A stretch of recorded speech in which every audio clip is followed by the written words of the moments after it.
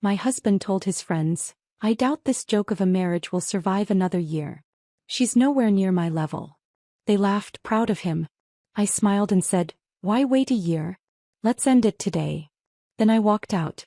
That night his best friend sent a message that made my breath catch. "I doubt this joke of a marriage will survive another year. She's nowhere near my level anymore." Dominic's voice carried clearly through the French doors to the patio where I stood frozen with the tray of steaks I'd been bringing out for his Thursday night gathering. Through the glass I could see Nathan, Trevor and Marcus raising their glasses in approval, their laughter sharp and congratulatory. They were sitting around my outdoor furniture, drinking wine from my collection, eating food I'd prepared, in the backyard of the house I'd paid for, toasting my husband's declaration that I was beneath him.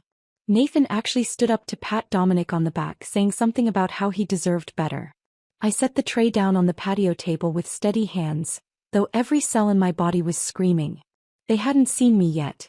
For 30 seconds I stood there watching my husband accept praise for planning to leave me, watching him glow with pride as his friends validated his contempt for the woman who'd built everything around them.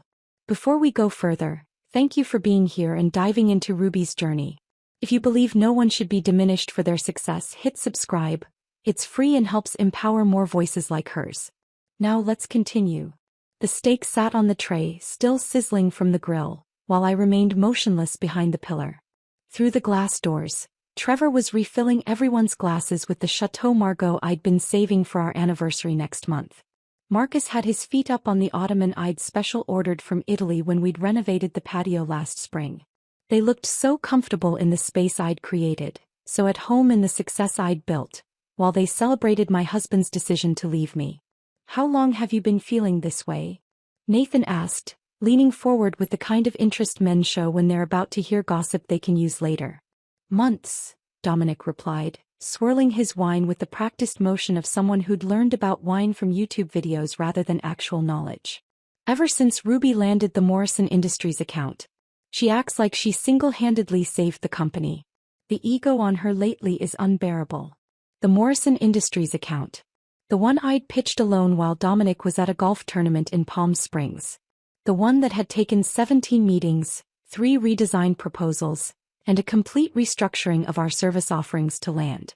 The account that currently generated 40% of our revenue and had led to 3 other Fortune 500 companies signing with us. "You built that company from nothing," Marcus said, his voice carrying the conviction of someone who'd never seen a single financial report. "She just got lucky with a few good quarters." I watched Dominic nod, accepting this revision of history as if it were fact. As if he hadn't been unemployed when we met. As if I hadn't been running a successful freelance operation that I'd transformed into an agency while he pursued one failed venture after another. The crypto trading platform that lost $60,000. The meal kit subscription service that never launched. The meditation app that couldn't compete with free alternatives. Each failure had eaten into our savings, the savings I'd built, while he promised the next idea would be the one. Trevor stood up to grab another bottle from the wine fridge I'd installed in the outdoor kitchen. "You need someone who appreciates what you bring to the table, Dom. Someone who understands that being a visionary isn't about the day-to-day grunt work. Being a visionary. That's what Dominic called himself at dinner parties while I handled the actual vision of growing our company. He'd corner people with his theories about disrupting industries while I was closing deals, managing staff and answering client calls at midnight. He'd pontificate about leadership philosophy while I led, about strategy while I strategized, about success while I succeeded. "Ruby's changed," Dominic continued, his voice taking on the wounded tone of someone who'd practiced this speech. "She used to support my dreams. Now she just throws numbers in my face. Revenue this, profit margins that. She doesn't understand that business is about more than spreadsheets." Nathan laughed, the sound echoing across the patio I'd designed with the landscape architect. "Sounds like she's become one of those typical corporate drones. No vision, just execution. Just execution. The execution that had taken us from a home office to a downtown suite with 23 employees. The execution that meant Dominic could drive his BMW, wear his designer suits, play golf at the country club, and host these Thursday night gatherings where he apparently discussed how far beneath him I'd fallen. My phone buzzed in my pocket. A text from Sarah, our senior developer. "Morrison Industries loves the new campaign proposal. They're ready to sign the expansion contract tomorrow. You did it again. Tomorrow. I had the biggest meeting of our company's history tomorrow. A contract that would double our revenue and establish us as a major player in the industry. And here was my husband, my business partner, the man whose name sat beside mine on every company document, telling his friends our marriage was a joke. The thing is, Dominic said, pouring himself another glass, his fourth by my count, I've been documenting everything. Every time she makes a decision without consulting me, every time she undermines my authority with the staff. My lawyer says I have a strong case for taking at least half the company, maybe more. His lawyer. Derek Paulson from the country club, the one he told me was just a racquetball partner. They'd been meeting about dividing assets I'd built while I was building them. Smart man, Trevor said, raising his glass again. Get your ducks in a row before she knows what hit her. She won't see it coming, Dominic assured them, his confidence built on wine and the echo chamber of his friend's validation. Ruby thinks she's so smart with her presentations and contracts, but she doesn't understand the real game being played here. The real game. The game where he'd been planning to destroy me while sleeping in my bed, eating at my table, living off my success. The game where he'd convinced his friends and probably himself that I was the lucky one in this marriage. I picked up the tray of steaks, now cooled to the point where they'd need reheating. Through the glass, I watched the four of them, these men who'd eaten at my table dozens of times, who'd celebrated holidays in my home, who'd benefited from my hospitality while apparently believing I was beneath their friends' level. The Thursday night gatherings made sense now. Not poker games or strategy sessions, but planning meetings for my humiliation. Every week while I worked late or traveled for business, they'd been reinforcing Dominic's delusions, feeding his ego, helping him construct a narrative where he was the victim of an ungrateful wife's success. I pushed open the French doors with the tray still in my hands, the steaks now cold and forgotten. Four heads snapped toward me in perfect synchronization, their laughter dying mid-breath. Dominic's crystal tumbler stopped halfway to his lips, the amber liquid inside catching the patio lights I'd strung up last summer. The silence that followed was so complete I could hear the distant hum of our neighbor's pool filter. Ruby. Dominic's voice cracked on my name, transforming from confident storyteller to caught teenager in a single syllable. We were just. Why wait a year? I set the tray down on the side table with deliberate calm, my voice carrying the same measured tone I used when firing underperforming vendors. Let's end it today. I wouldn't want you to endure another 12 months married to someone so far beneath your level. Nathan's face went white. Trevor suddenly found his phone screen fascinating. Marcus actually took a step backward, nearly knocking over the citronella candle I'd lit earlier to keep mosquitoes away. But Dominic, my husband of 12 years, the man who'd promised to love and honor me in front of 200 guests, just stared at me with his mouth slightly open, no words coming out for once in his life. I turned and walked back through the French doors, leaving them frozen in their tableau of guilt. My footsteps on the hardwood echoed through the house as I headed straight for our bedroom. Behind me, I heard frantic whispers, chairs scraping against concrete. The panic of men who'd been caught not just gossiping but conspiring. The master bedroom closet held my Samsonite luggage set, a gift to myself after closing our first $1 million contract. I pulled out the largest suitcase and laid it open on the bed we'd shared for 5 years in this house. My hands moved with surgical precision, folding blazers I'd worn to meetings Dominic hadn't attended, packing the jewelry I'd bought myself after each major business milestone, gathering the designer bags that represented bonuses he'd claimed were our success while contributing nothing to earning them. From the bathroom, I collected my skincare routine, the expensive serums and creams I'd invested in because taking care of myself was one of the few things I could control while managing a business and a marriage to someone who resented my success. The medicine cabinet held my prescription bottles, vitamins, the sleeping pills I'd needed more frequently as Dominic's Thursday night gatherings had grown longer and louder. I heard footsteps on the stairs, multiple sets, hesitant and uncoordinated. They were coming up like children approaching a parent they'd disappointed, unsure whether they'd face rage or disappointment or something worse, indifference. Ruby, please, can we talk about this? Dominic appeared in the bedroom doorway, his carefully styled hair now disheveled from running his hands through it. Behind him I could see Nathan hovering in the hallway, his face a mix of guilt and something else. Relief maybe? There's nothing to talk about. I zipped my toiletry bag closed and placed it in the suitcase. You've made your position very clear. I'm beneath you. Our marriage is a joke. You've been meeting with Derek Paulson about divorce proceedings. What exactly would you like to discuss? The color drained from his face at the mention of Derek. How did you know about your lawyer? I pulled my laptop bag from the closet, the one containing every password, every client contact, every piece of intellectual property I'd developed for our company. The same way I know about the separate bank account you opened in January. The same way I know you've been telling potential investors that I'm emotionally unstable and hurting the company with my ego. Nathan stepped into view behind Dominic, and something in his expression made everything click into place. The guilt wasn't just about tonight. It was deeper, older, carrying the weight of extended betrayal. It was you, I said, looking directly at Nathan. You sent me that anonymous message an hour ago. Check your husband's Thursday night meetings. You need to know what he's saying about you. Dominic spun around to face his best friend, his face contorting with a rage I'd never seen directed at anyone but me. You warned her. Nathan straightened his shoulders, and for the first time since I'd known him, he looked like an adult rather than an overgrown fraternity brother. I've been sending her screenshots for 3 weeks, Dom. Every message in our group chat where you talked about hiding assets. Every discussion about Project Gaslight. Every time you bragged about how you were going to take half of everything Ruby built while painting her as the villain. Project Gaslight? I laughed, but there was no humor in it. You actually named it?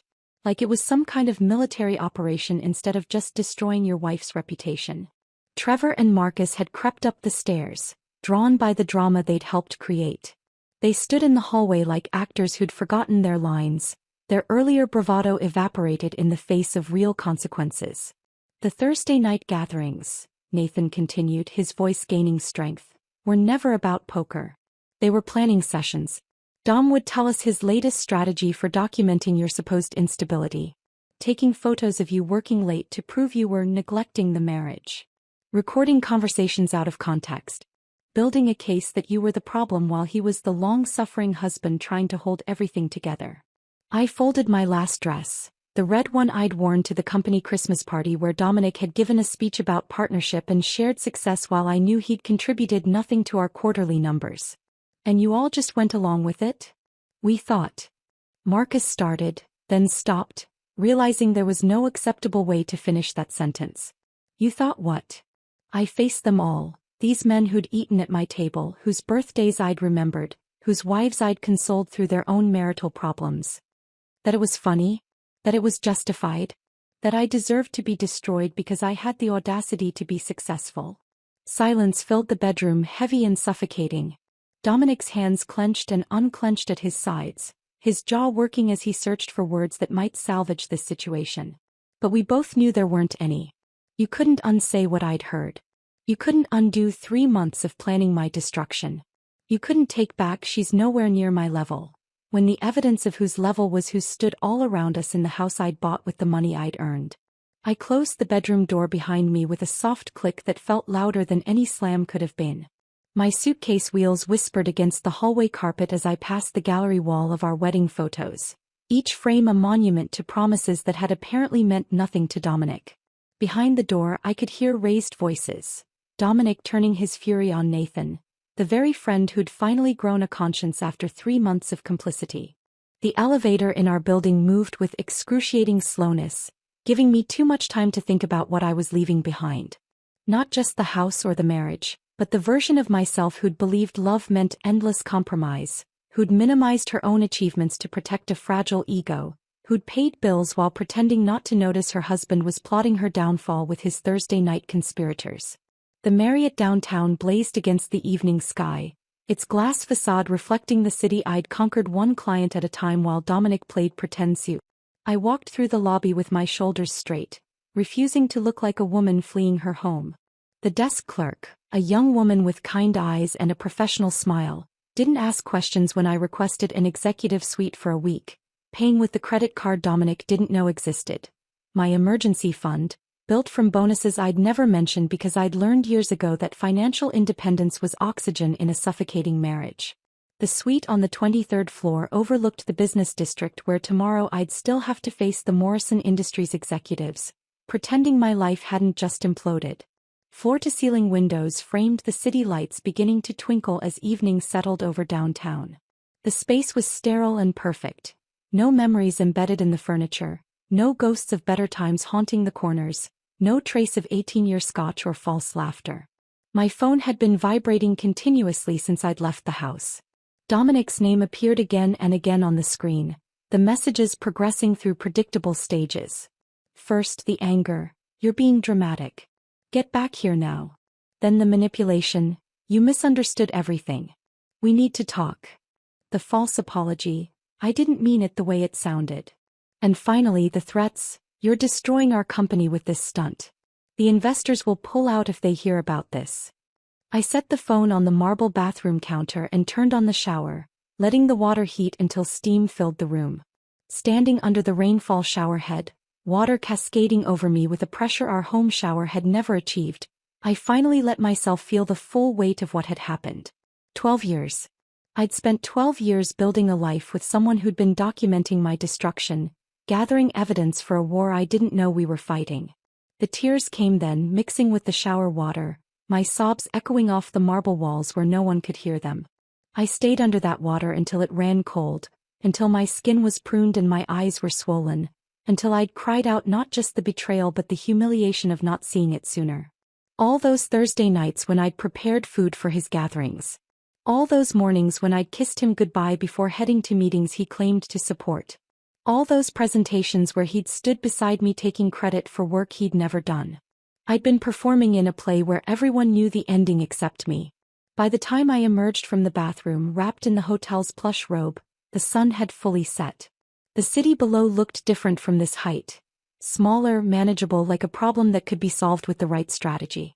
I ordered room service, not because I was hungry but because I needed to remember how to take care of myself without considering someone else's preferences. Salmon, not steak. Pinot Grigio, not bourbon. A chocolate soufflé because Dominic had always called dessert unnecessary calories, and I'd forgotten what it felt like to be unnecessary. Patricia Winters answered her phone on the second ring, even though it was past 9 o'clock. Her voice carried the authority of someone who'd been waiting for this call. I've been expecting to hear from you, Ruby. Nathan Blackstone already sent me an overview of the situation. That stopped me mid-bite of salmon. Nathan contacted you? 2 hours ago. He wants to make sure you have everything you need to protect yourself in the company. He's prepared to provide sworn testimony about Dominic's financial manipulation and the conspiracy to manufacture evidence of instability. Patricia's tone was matter-of-fact, as if husbands plotting their wives' destruction was just another Tuesday in her world. Can you meet me at 8 tomorrow morning? My office. Bring any documentation you have. Bank statements, company records, communication logs. Everything. I agreed, then spent the next 3 hours organizing files on my laptop, creating folders with the kind of detailed labeling that had made our company successful. Dominic's failed ventures contained the documentation of every dollar I'd invested in his dreams. 60,000 in crypto platforms, 40,000 in the meal kit service, 30,000 in the meditation app that never launched.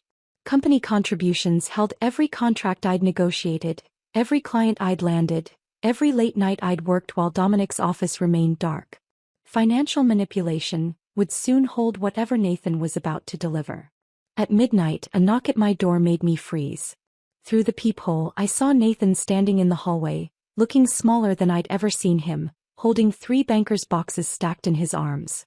His usual swagger was gone, replaced by something that looked like genuine shame. I opened the door without speaking, stepping aside to let him enter.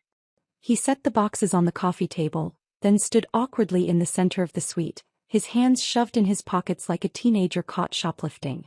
"I'm sorry," he said finally. "I know that doesn't fix anything, but I need you to know that watching him poison everyone against you while you were literally keeping the company afloat, it's been eating at me for months." "Then why did you go along with it for so long?" I asked Nathan, genuinely wanting to understand how someone could watch this manipulation unfold week after week and stay silent. He sank into the hotel suite's armchair, running his hands through his hair in a gesture that made him look exhausted. At first I thought he was just venting. You know how guys complain about their marriages. But then it became something else. He started taking notes during your phone calls, screenshotting your texts out of context, building this whole narrative where you were the villain. And we just let him. I opened the first banker's box, finding manila folders labeled in Dominic's handwriting: financial discrepancies, emotional instability evidence, asset documentation. Inside were printed emails I'd sent him about normal business operations, annotated with his interpretations. A message about working late became proof of marital abandonment. A request to review contracts became controlling behavior. He'd twisted every interaction into evidence for a story that existed only in his mind. This goes back to January, I said, holding up a folder dated 5 months ago. He's been planning this since the beginning of the year. Nathan nodded, unable to meet my eyes. Right after you landed the Samsung contract. That's when he really changed. Before that, he could pretend he was equals with you, but that deal made it clear who was really running things. His ego couldn't handle it. The second box contained something worse: photographs. Pictures of me at my desk at 10 p.m., taken through the office window. Screenshots of my LinkedIn posts about company growth, highlighted and annotated with comments about my narcissistic need for attention. Even photos from my sister Claire's birthday dinner, where apparently my 2 glasses of wine were evidence of a drinking problem. He asked us to collaborate, Nathan continued, his voice barely above a whisper. Trevor was supposed to report if he saw you at lunch with any male clients. Marcus tracked your social media for anything that could be twisted. I was assigned to monitor your relationship with the staff, looking for any signs of what Dominic called inappropriate professional boundaries. The third box was the most damaging. Financial records, but not just ours. Dominic had been setting up a shadow company, registering an LLC in Delaware, even approaching our clients with a new venture he'd be launching soon. The name on the paperwork was Morrison Strategic Solutions, deliberately similar to our company, Morrison Digital Innovations, close enough to confuse clients but different enough to claim coincidence. My phone buzzed with a text from Sarah. Emergency. Dominic just sent an all-staff email claiming you're having a mental health crisis and he's taking temporary control of operations. What should I do? I showed Nathan the message. His face went pale.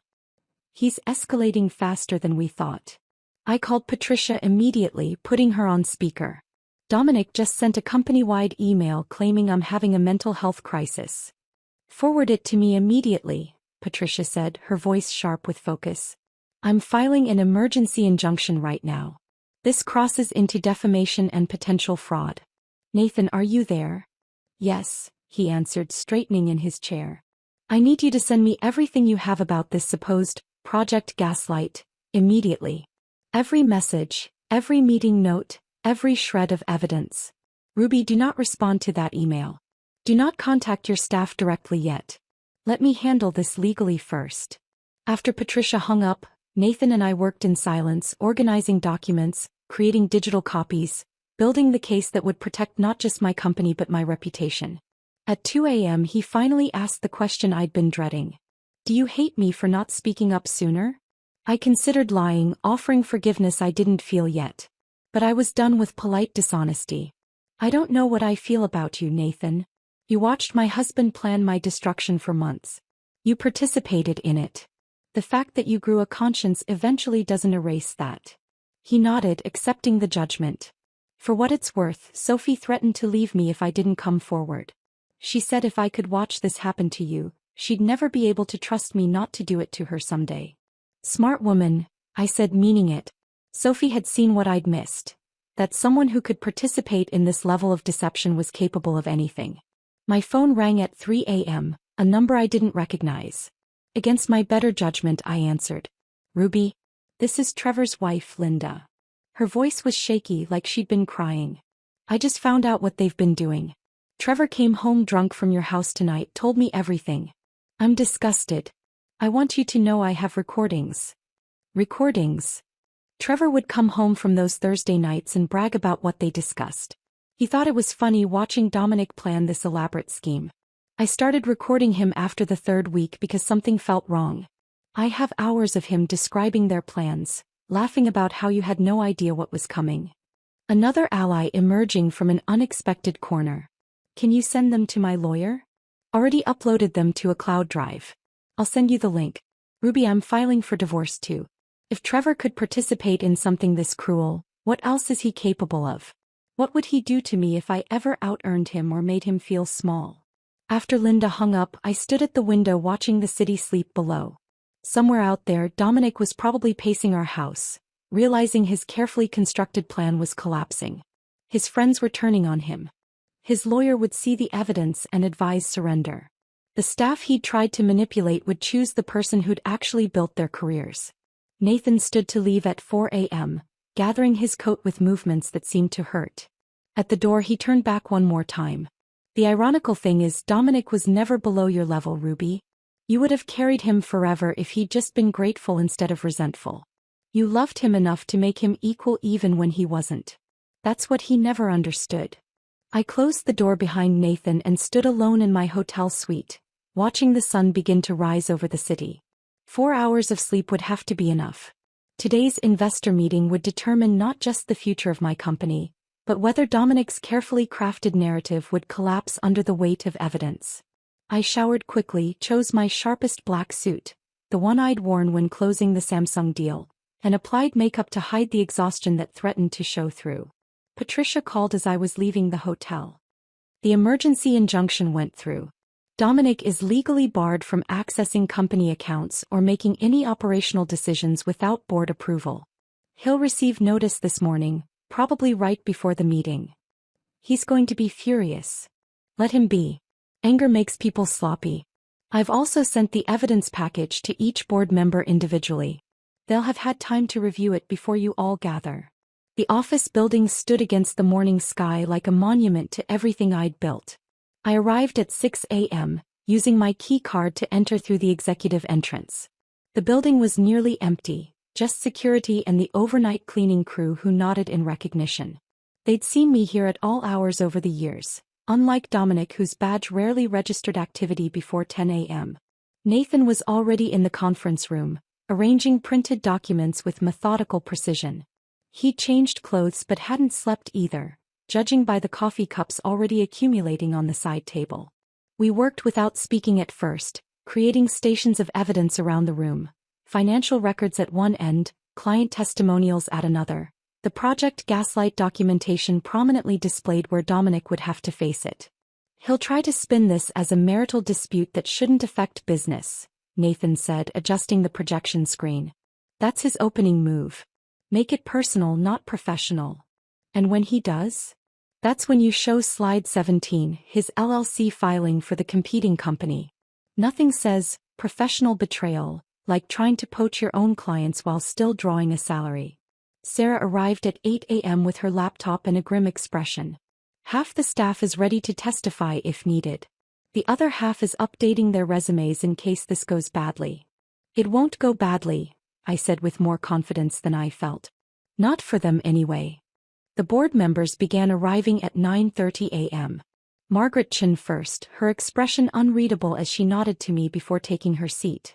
James Harrison from our biggest client account, technically not a board member but invited given his company's stake in our stability. 2 other investors, Robert Kim and David Okonkwo, both of whom had questioned Dominic's contributions during previous meetings only to be met with his deflection and my diplomatic interventions. At 9:55 a.m., Patricia entered and sat beside me, her presence a clear signal that this was no longer just a business discussion. The legal implications hung in the air like a threat.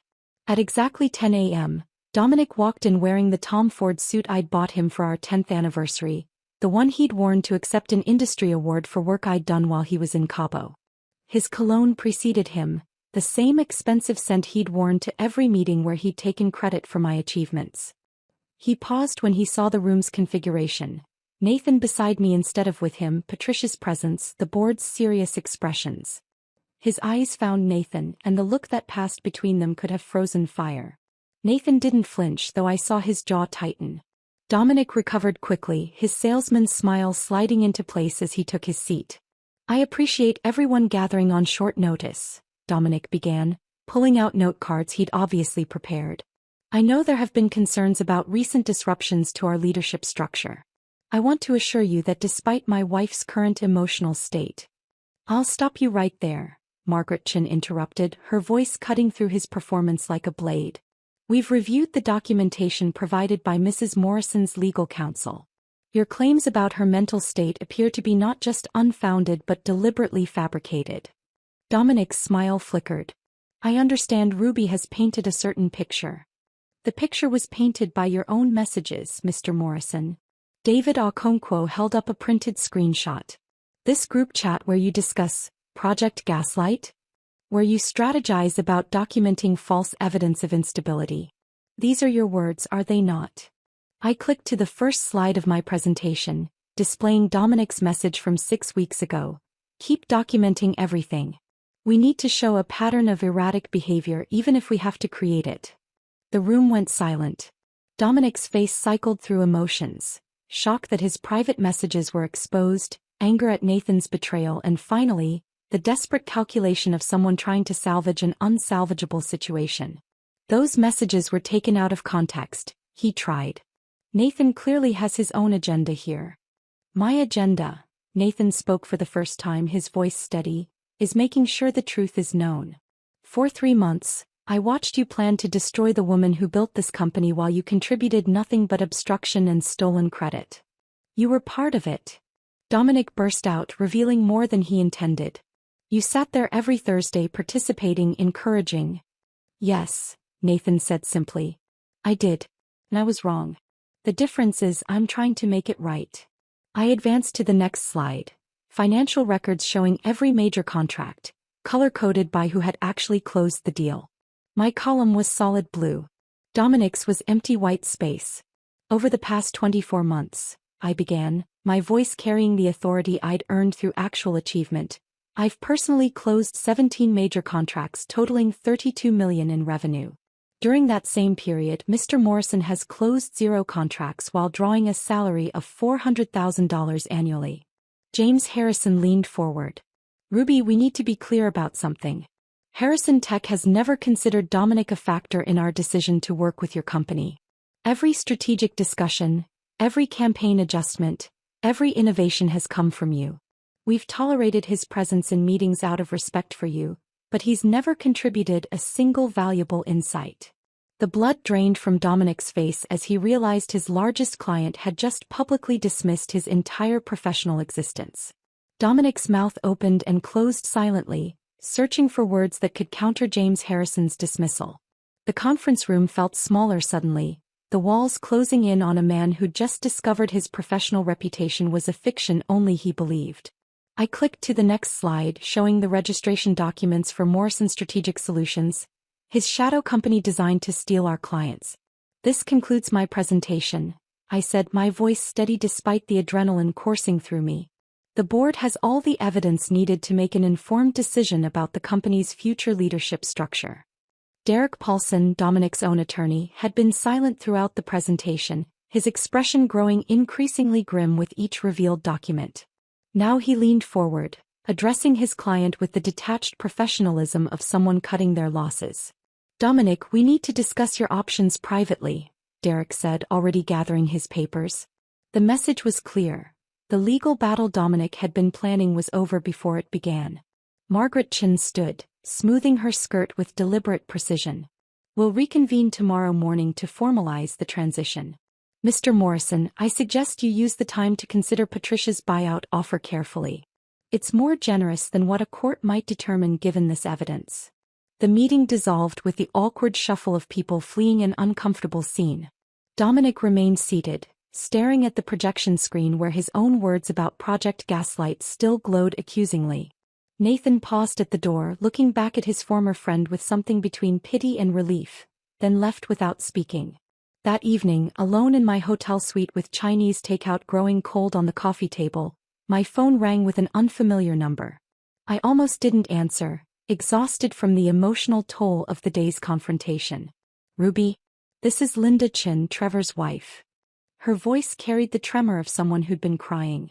I need to tell you something about what's been happening in your absence. I set down my chopsticks, suddenly alert. Linda and I had spoken perhaps 5 times in 8 years. Always pleasant but superficial conversations at group dinners. Trevor came home from the investor meeting today, she continued, and he was different. He told me everything about what they'd been doing to you, but Ruby, it's worse than you know. Dominic had been coaching all of them on how to handle their wives. He called it maintaining frame and strategic relationship management. My stomach turned. What do you mean, coaching them? I found Trevor's journal. Pages and pages of Dominic's advice. How to document your wife's spending to make her look irresponsible. How to gaslight her about social situations, making her doubt her memory. How to position yourself as the rational one while painting her as emotional and unstable. Trevor's been using these tactics on me for months and I thought I was going crazy. The parallel destruction of marriages. Dominic hadn't just been planning my downfall.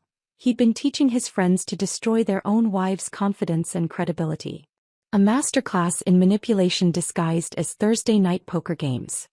I showed Trevor the journal, Linda continued, her voice stronger now. Made him read his own words back to me. The look on his face when he realized what Dominic had turned him into. Ruby, I've never seen my husband cry before today. What's he going to do? He's cutting Dominic out completely. He's also agreed to couples counseling, though I'm not sure our marriage will survive this. How do you rebuild trust when someone's been systematically undermining you with coaching from your friend? After Linda hung up, I sat in the darkness of my suite, city lights twinkling below like distant stars. My phone buzzed with a text from Sarah. You need to see what's happening at the country club. She'd attached a photo someone had sent her. Dominic, disheveled and clearly intoxicated, holding court at the bar with anyone who would listen. Even in the grainy image you could see the other patrons leaning away, the bartender's expression of professional patience wearing thin. Barbara Fitzgerald called an hour later. The judge's wife was connected to everyone who mattered in our social circle, a woman who collected information like others collected art. I was at the club this evening, she said without preamble. Dominic's been there every day since your separation became public. Today he was telling people he built your company single-handedly, that you were just a pretty face he used for client meetings. The delusion was so complete that even strangers were exchanging concerned looks. Did anyone believe him? Barbara laughed, a sharp sound that contained no humor. The bartender told me Dominic's rants have become entertainment for the regular afternoon crowd. They call it story time with Dom, and take bets on which accomplishment he'll claim next. Yesterday he said he invented a revolutionary trading algorithm. Today it was a meditation app that Apple tried to buy for millions. The man I'd married was dissolving into a caricature of himself, his lies growing more elaborate as his reality crumbled. Part of me felt the sharp satisfaction of watching karma unfold in real time. Another part, buried deeper, mourned the person he might have been if ego hadn't consumed him. My phone buzzed again. A Facebook message from Emma Rodriguez, Marcus's girlfriend. I'd met her twice at dinner parties, remembered her as quiet but observant, the kind of person who noticed everything while saying little. I need you to know what Marcus was planning with Dominic, her message read. I'm ending things with him, but you deserve to see this first. Attached were screenshots that made my blood run cold. Detailed plans for approaching our clients after the divorce, claiming I'd had a breakdown, offering to maintain continuity through Dominic's new agency. They drafted emails, created a timeline for client poaching, even designed logos that deliberately mimicked our company's branding. But the worst part was the list of employees they planned to recruit, with notes about each person's vulnerabilities. Sarah, single mom, needs stability, will follow the money. Kevin, desperate for promotion, easy to manipulate with promises. They'd studied my team like predators studying prey. Emma's final message arrived as I was processing the screenshots. Marcus doesn't know I have these. I'm sending them to your lawyer too. No woman should have to deal with this level of betrayal. I'm sorry I didn't speak up sooner. The fumbling attempt at corporate theft would have been pathetic if it wasn't so malicious. I forwarded Emma's screenshots to Patricia immediately, my fingers steady despite the rage burning through my chest. The evidence of planned corporate theft transformed our civil divorce into something potentially criminal. Patricia responded within minutes. This changes everything. We're adding fraud charges to our leverage. He'll have to accept whatever terms we offer now. 6 months crawled by with the painful slowness of recovery. I moved from the hotel suite to a furnished apartment downtown, needing space that had never known Dominic's presence. The company stabilized and then thrived without his interference, landing 3 new major clients who'd been hesitant to commit while our leadership situation remained uncertain. Nathan proved himself invaluable as director of operations, his guilt driving him to work harder than anyone else, though I still couldn't look at him without remembering those 3 months of complicit silence. The morning of our divorce finalization arrived gray and drizzling, weather that matched the strange melancholy of officially ending something that had been dead for months. I dressed carefully in a new suit, one Dominic had never seen, applying makeup that emphasized strength rather than softness. Patricia met me in the lobby of her building, her expression professionally neutral but her hand briefly squeezing my shoulder in support. The conference room smelled of leather and old coffee, windows overlooking the city where I'd rebuilt my life. Dominic was already there when we entered and the transformation stopped me mid-step. The man who'd once strutted through life in Tom Ford suits now wore a basic button-down from Target, wrinkled at the elbows. His face had thinned dramatically, 40 pounds gone along with his delusions of grandeur. The BMW he'd loved more than our marriage had been replaced with a decade-old Honda, according to Patricia's investigator. His hands shook as he held the pen. His attorney, the third one he'd hired after Derek dropped him and the second quit, looked like someone fresh from law school, probably working for a fraction of what Derek had charged. The young man kept checking his notes, clearly overwhelmed by Patricia's presence and the mountain of evidence we'd compiled. "The terms remain as discussed," Patricia said, sliding the final settlement across the table. "Mrs. Morrison retains full ownership of Morrison Digital Innovations, all associated intellectual property, the house and all investment accounts. Mr. Morrison receives his personal belongings, the cryptocurrency wallets from his failed ventures, and his grandfather's watch. No alimony. No future claims on the business. The non-compete clause stands for 5 years within the digital marketing industry." Dominic's signature looked like a child's scrawl, nothing like the confident flourish he'd once used on contracts he hadn't earned. He couldn't meet my eyes, staring instead at the table where his dreams of stealing half my empire had died. When he finally spoke, his voice was barely a whisper. "I know you won't believe me, but I'm sorry." I looked at him, then really looked at him, this hollow shell of the man who'd once charmed me with false confidence and borrowed dreams. "You're right," I said quietly.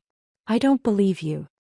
He signed the last page and left without another word, his footsteps echoing down the hallway like a funeral march for the person he'd pretended to be.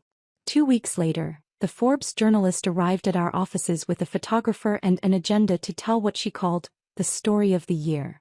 Catherine Wells was sharp-eyed and direct, the kind of reporter who saw through surface presentations to find deeper truths. She didn't want to hear about quarterly projections or market strategies. She wanted the raw truth about discovering betrayal and transforming it into fuel for success.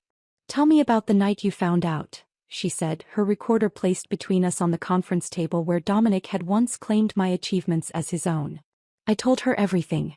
The Thursday night gathering where I'd stood holding stakes while my husband called our marriage a joke. Nathan's conscience finally awakening after 3 months of complicity. The Project Gaslight documents that revealed systematic planning to destroy my reputation. The way my team had rallied around me while Dominic's friends abandoned him one by one. "What strikes me," Catherine said, making notes in shorthand I couldn't read, "is that you didn't seek revenge. You simply revealed the truth and let consequences unfold naturally.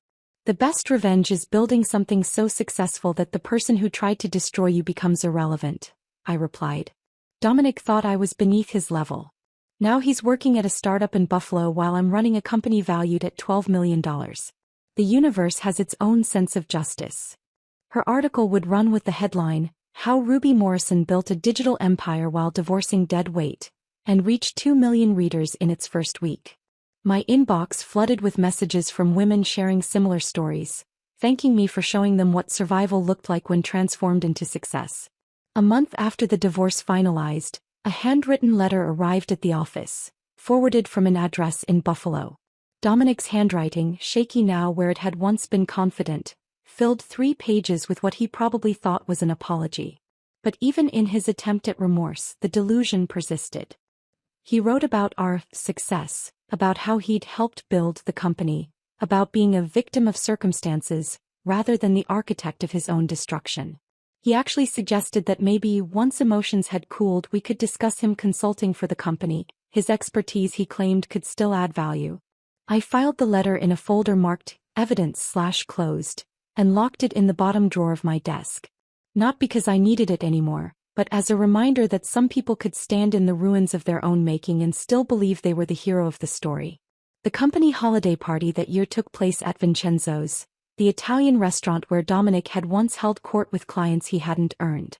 I'd reserved the entire upper floor, wanting to celebrate not just our financial success but our collective survival. Sarah had organized everything perfectly, from the wine selection to the seating arrangements that kept the most talkative employees strategically separated. As dinner wound down and wine loosened tongues, Sarah stood to make a toast. I expected something about quarterly numbers or client wins.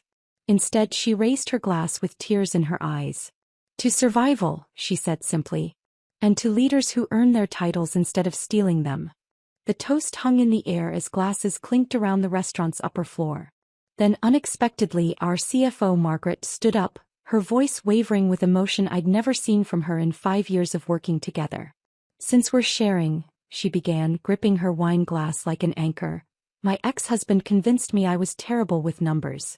Me. With a master's degree in accounting. He'd check my work, question every calculation, make me doubt myself until I nearly quit finance altogether.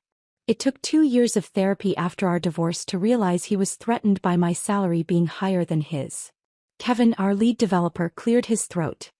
"My college girlfriend used to introduce me as playing with computers when I was building the app that eventually sold to Microsoft. She said real jobs required wearing suits." The stories poured out like water through a broken dam. Every person in that room had been diminished by someone who claimed to love them. We weren't just colleagues anymore.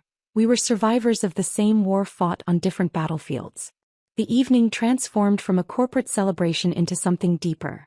A recognition that Dominic's behavior wasn't unique, just another verse in an old, tired song that too many of us had been forced to hear. 11 months later, the invitation arrived on cream-colored cardstock with gold lettering: Nathan and Sophie's wedding. I'd debated attending, the wound of his complicity still tender despite his eventual help. But Sophie had called personally, her voice warm and genuine. "You saved us both," she'd said. "Nathan from becoming someone I couldn't love, and me from marrying that person." The ceremony took place at a vineyard outside the city, rows of grapes stretching toward mountains painted purple by the setting sun. I sat 3 rows back, close enough to see but not so close as to claim a friendship we no longer had.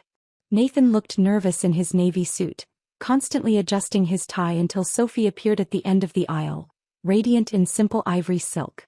During the reception, after the traditional toasts from family, Nathan stood unexpectedly, tapping his champagne flute for attention. The tent fell silent, 200 guests turning toward him with expectant smiles. But his eyes found mine across the room, and I knew this speech wasn't for them. "Before I talk about Sophie," he began, his voice carrying the weight of practiced words, "I need to address something. 11 months ago I participated in something shameful.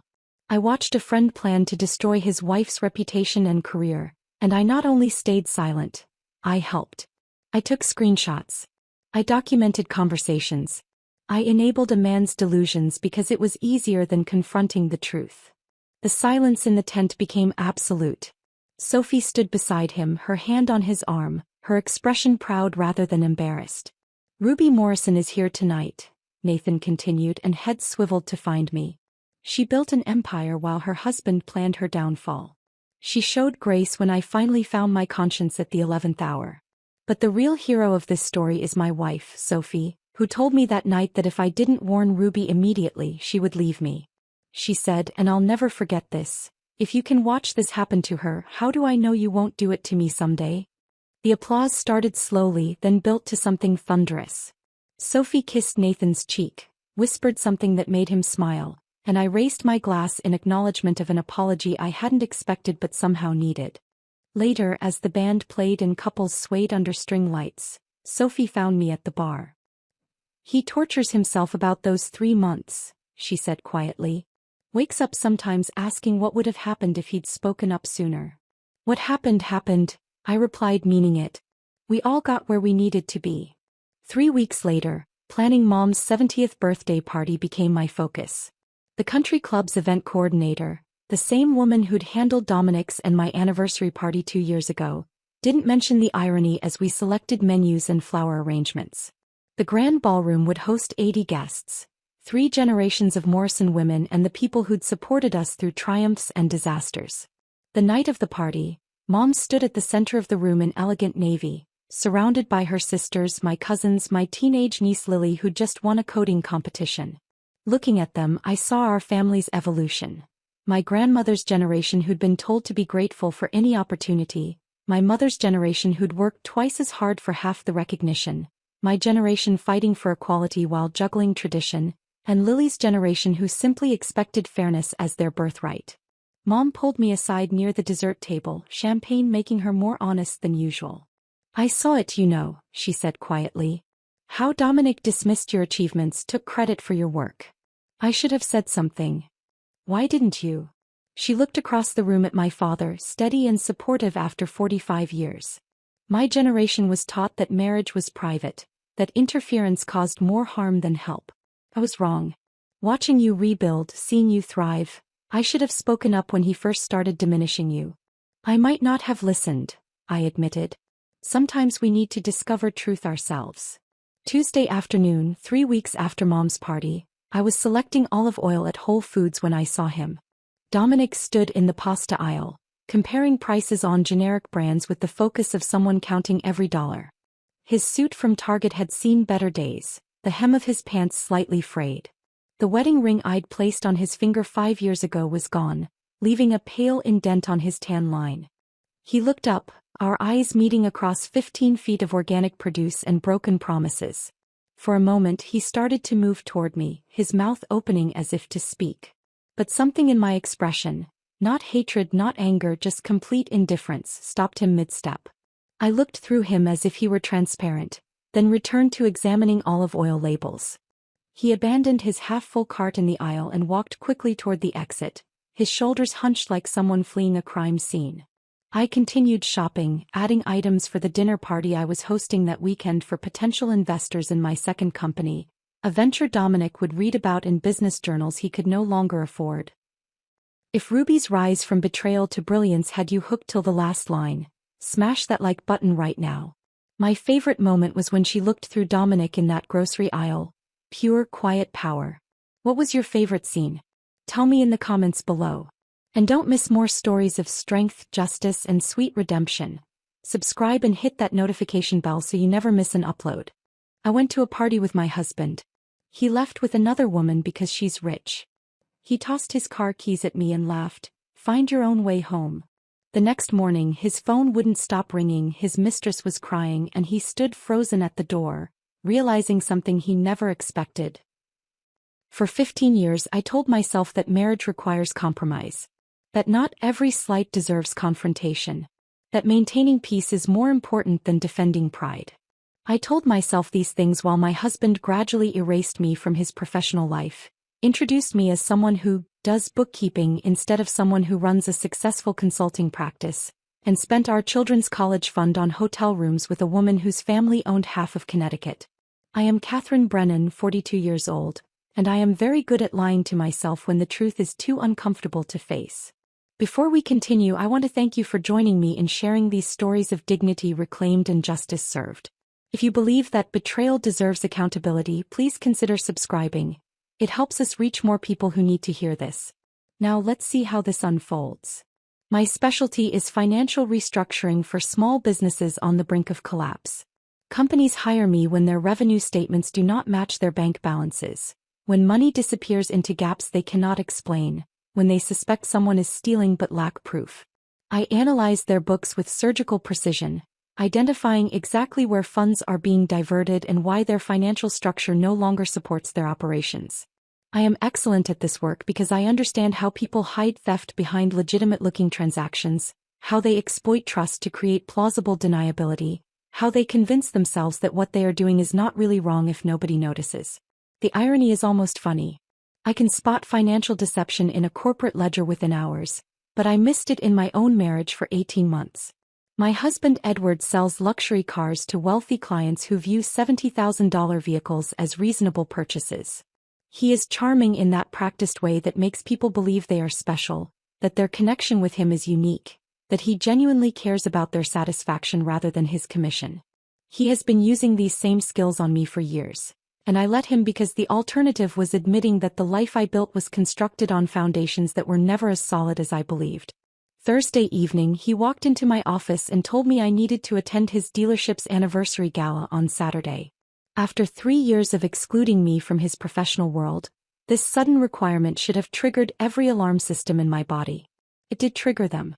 I just ignored the warnings because I had become very skilled at pretending everything was fine. 2 days later, I stood in a parking lot at midnight holding car keys my husband had thrown at my chest, watching him drive away with another woman, and I finally stopped lying to myself about what my marriage had become. But I am getting ahead of myself. To understand how I ended up in that parking lot, you need to understand what I was before that moment. You need to see the life I convinced myself was worth protecting, even as it slowly poisoned everything I touched. My home in suburban Connecticut looks like it belongs in a design magazine. White picket fence that Edward insisted on installing 5 years ago because successful people have white picket fences. Hydrangeas that bloom reliably every spring because I researched the correct soil composition and fertilization schedule and followed the instructions with the same precision I apply to balance sheets. Interior walls painted in fashionable neutral tones that Edward selected to impress the colleagues he occasionally brought home for cocktails before he stopped bringing anyone home at all. Everything curated. Everything intentional. Everything designed to project an image of stability and achievement that had nothing to do with the reality happening inside those carefully painted walls. Our daughter Olivia is 14, brilliant in that quiet way that often gets overlooked in a world that rewards volume over substance. She watches everything with dark eyes that miss nothing, absorbing information and drawing conclusions she keeps locked behind a careful mask of teenage indifference. 2 months ago she asked me why Dad does not eat dinner with us anymore.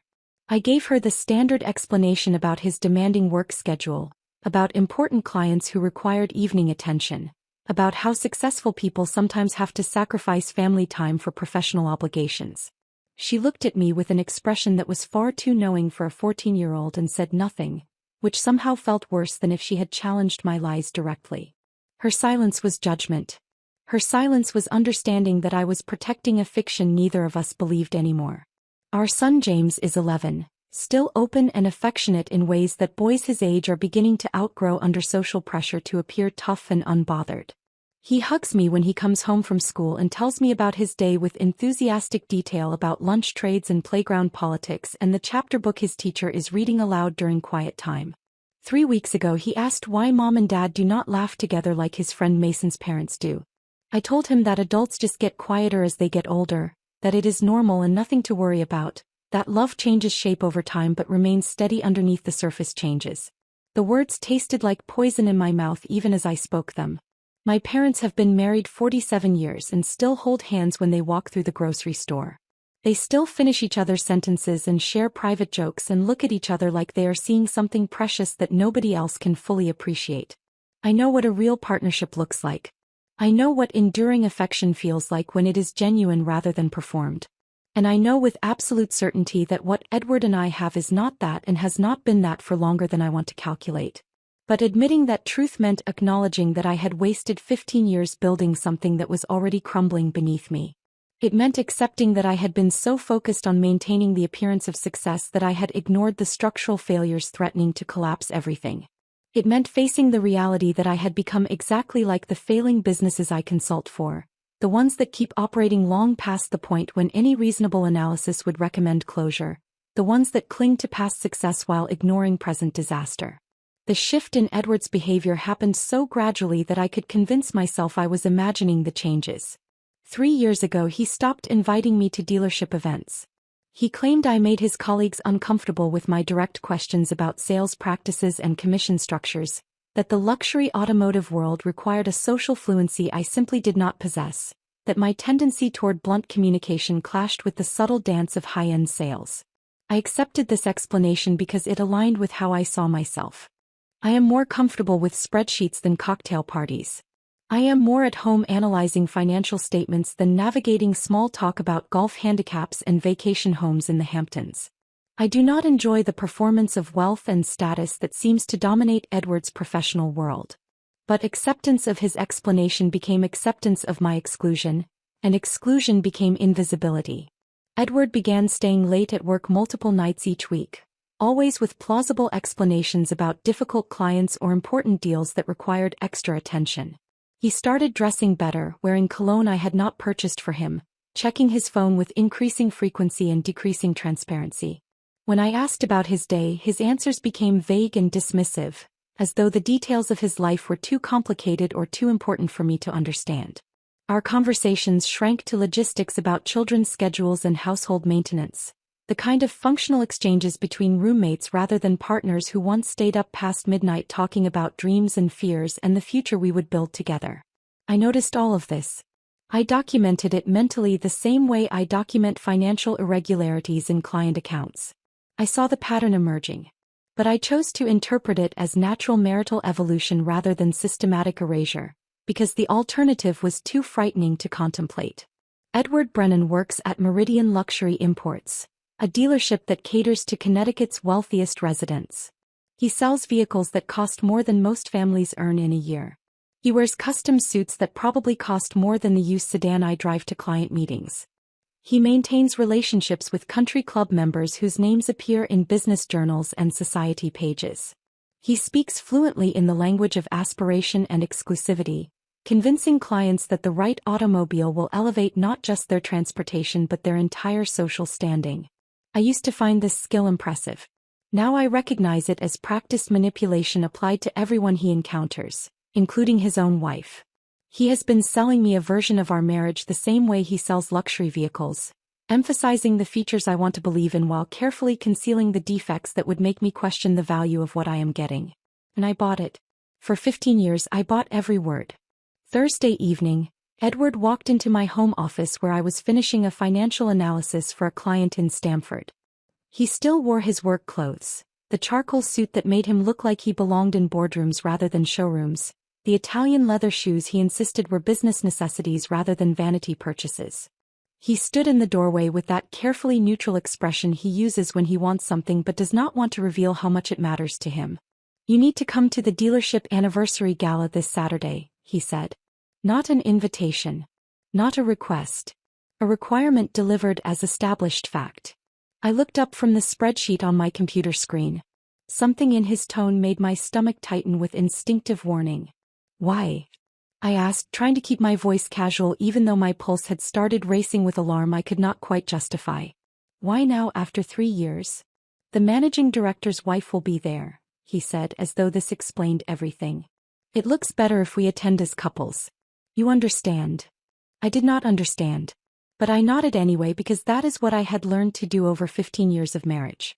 Accept non-explanations and pretend they make sense. Swallow questions that might create conflict. Maintain the fiction that everything is fine because acknowledging problems means doing something about them, and doing something about them means facing truths I was not ready to face. So I agreed to attend the gala. I agreed to put on a dress and smile beside my husband and pretend we were the partnership we had stopped being years ago. I agreed because refusing would have required admitting that something was catastrophically wrong, and I was not ready for that admission yet. I wish I could say I sensed the danger waiting for me at that event. But the truth is simpler and more pathetic. I was just grateful that Edward wanted me there at all, that after 3 years of exclusion I was finally being invited back into his professional world, even if the invitation came as a demand rather than a desire. 2 days later, everything I had been pretending not to see would become impossible to ignore. Saturday evening arrived with the kind of perfect autumn weather that makes Connecticut look like a postcard. Clear skies. Crisp air. Leaves turning gold and crimson in that precise way that real estate agents photograph for luxury property listings. Edward spent 40 minutes getting ready, adjusting his tie 3 times and applying cologne with more care than I had seen him take with his appearance in months. I watched him from the bedroom doorway and felt that familiar tightness in my chest that I had learned to ignore, the physical manifestation of instincts I refused to acknowledge. I wore the navy silk dress I had purchased 3 years ago for a client's wedding. It was the nicest piece of clothing I owned, elegant in a timeless way that does not go out of style because it was never quite in style to begin with. I paired it with simple jewelry and practical heels that would not leave me limping by the end of the evening. When I looked in the mirror I saw someone professional and presentable. When I looked at Edward in his custom suit and Italian leather shoes, I saw someone who belonged to a different world entirely. The drive to Brookfield Country Club took 30 minutes through suburban streets lined with homes that increased in size and grandeur the closer we got to our destination. Edward drove in silence, checking his phone at red lights with the kind of focused attention that suggested the messages he was reading mattered more than anything happening in the car with his wife. I stared out the window and tried to remember the last time we had driven somewhere together without the children as a buffer between us. I could not recall a single instance in the past year. The Brookfield Country Club exists in a different economic reality than the one I inhabit. The building itself is a monument to inherited wealth, designed to intimidate anyone who was not born understanding the codes and customs of established privilege. Mahogany-paneled walls displayed photographs of members from generations past, all of them white and wealthy and wearing expressions that suggested they had never once questioned their right to occupy exclusive spaces. Crystal chandeliers cast warm light across marble floors polished to mirror brightness. The air smelled like expensive perfume and old money, that particular combination of leather and wood polish and entitlement that seems to permeate establishments where membership requires both substantial wealth and the correct ancestral connections. I felt immediately viscerally out of place. My dress, which had seemed perfectly appropriate when I put it on at home, now looked shabby beside the designer gowns surrounding me. Women wore clothing that cost more than most people's monthly mortgage payments, jewelry that required insurance riders, shoes that were probably custom-made in Italian workshops I had never heard of. They moved through the space with the confidence of people who had been attending events like this since childhood, who understood instinctively which fork to use and which topics were appropriate for polite conversation and how to laugh at jokes that were not actually funny but served some social function I did not comprehend. Edward transformed the moment we walked through those doors. It was not a gradual shift but an immediate and complete metamorphosis, like watching someone put on a mask they had worn so many times it fit more comfortably than their actual face. His posture straightened. His smile widened into something that looked genuine but felt calculated. His voice took on that particular tone he uses with wealthy clients, warm and engaging and just slightly deferential, suggesting that he recognized their importance while implying that he was sophisticated enough to move in their circles as an equal rather than a servant. He worked the room with practiced efficiency, moving from group to group with the timing of someone who understands exactly how long to stay in each conversation before moving to the next opportunity. I followed slightly behind him like an accessory he had reluctantly brought along, smiling politely at people whose names I forgot the moment I heard them. Edward introduced me the same way each time. "This is my wife, Catherine. She does bookkeeping for small businesses." The phrasing was deliberate. Not financial consulting. Not business restructuring. Bookkeeping. A word that suggested I sat in small offices helping shopkeepers balance their registers, rather than analyzing complex financial structures for companies with multi-million-dollar revenues. I should have corrected him. I should have explained that I run a successful consulting practice specializing in corporate financial analysis and restructuring. But I said nothing because correcting Edward in front of his colleagues felt like starting a fight I did not have the energy for, and because some part of me had internalized his assessment that my work was not impressive enough to warrant accurate description. The ballroom filled steadily as more guests arrived. I accepted a glass of wine from a passing server and positioned myself near a decorative column where I could observe without being required to participate. Edward had already moved away from me, absorbed in conversation with a group of men wearing suits that probably cost more than my car. They laughed at something he said, and I watched him glow with the validation of being accepted into their circle, of being treated as though he belonged among people whose wealth dwarfed his own. Then she walked in and everything changed. Vanessa Whitmore did not simply enter the ballroom. She commanded its attention with the kind of effortless confidence that comes from never once in your entire life questioning whether you belong somewhere. She was stunning in that carefully constructed way that requires both genetic advantage and substantial financial investment. Her hair fell in perfect waves that could only be achieved through professional styling.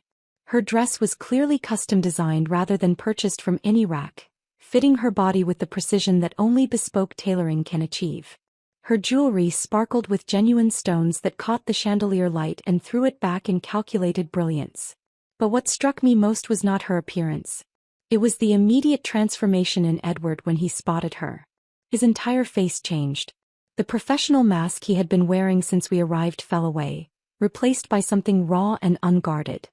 His expression illuminated with an intensity one had not witnessed directed at me in years. perhaps ever. He looked at Vanessa Whitmore the way I had always hoped someone would look at me, the way romantic movies promised was possible if you found the right person. He looked at her like she was the only person in the room who mattered. They gravitated toward each other like magnets, crossing the ballroom with the inevitability of objects following natural laws. When they met, Vanessa placed her hand on Edward's arm with casual intimacy, and he leaned close to hear something she said in a voice too low for anyone else to catch. They laughed together, and it was the kind of genuine laughter that comes from shared understanding rather than social obligation. I stood by my decorative column and watched my husband fall into conversation with another woman as though I did not exist. As though the past 15 years had never happened.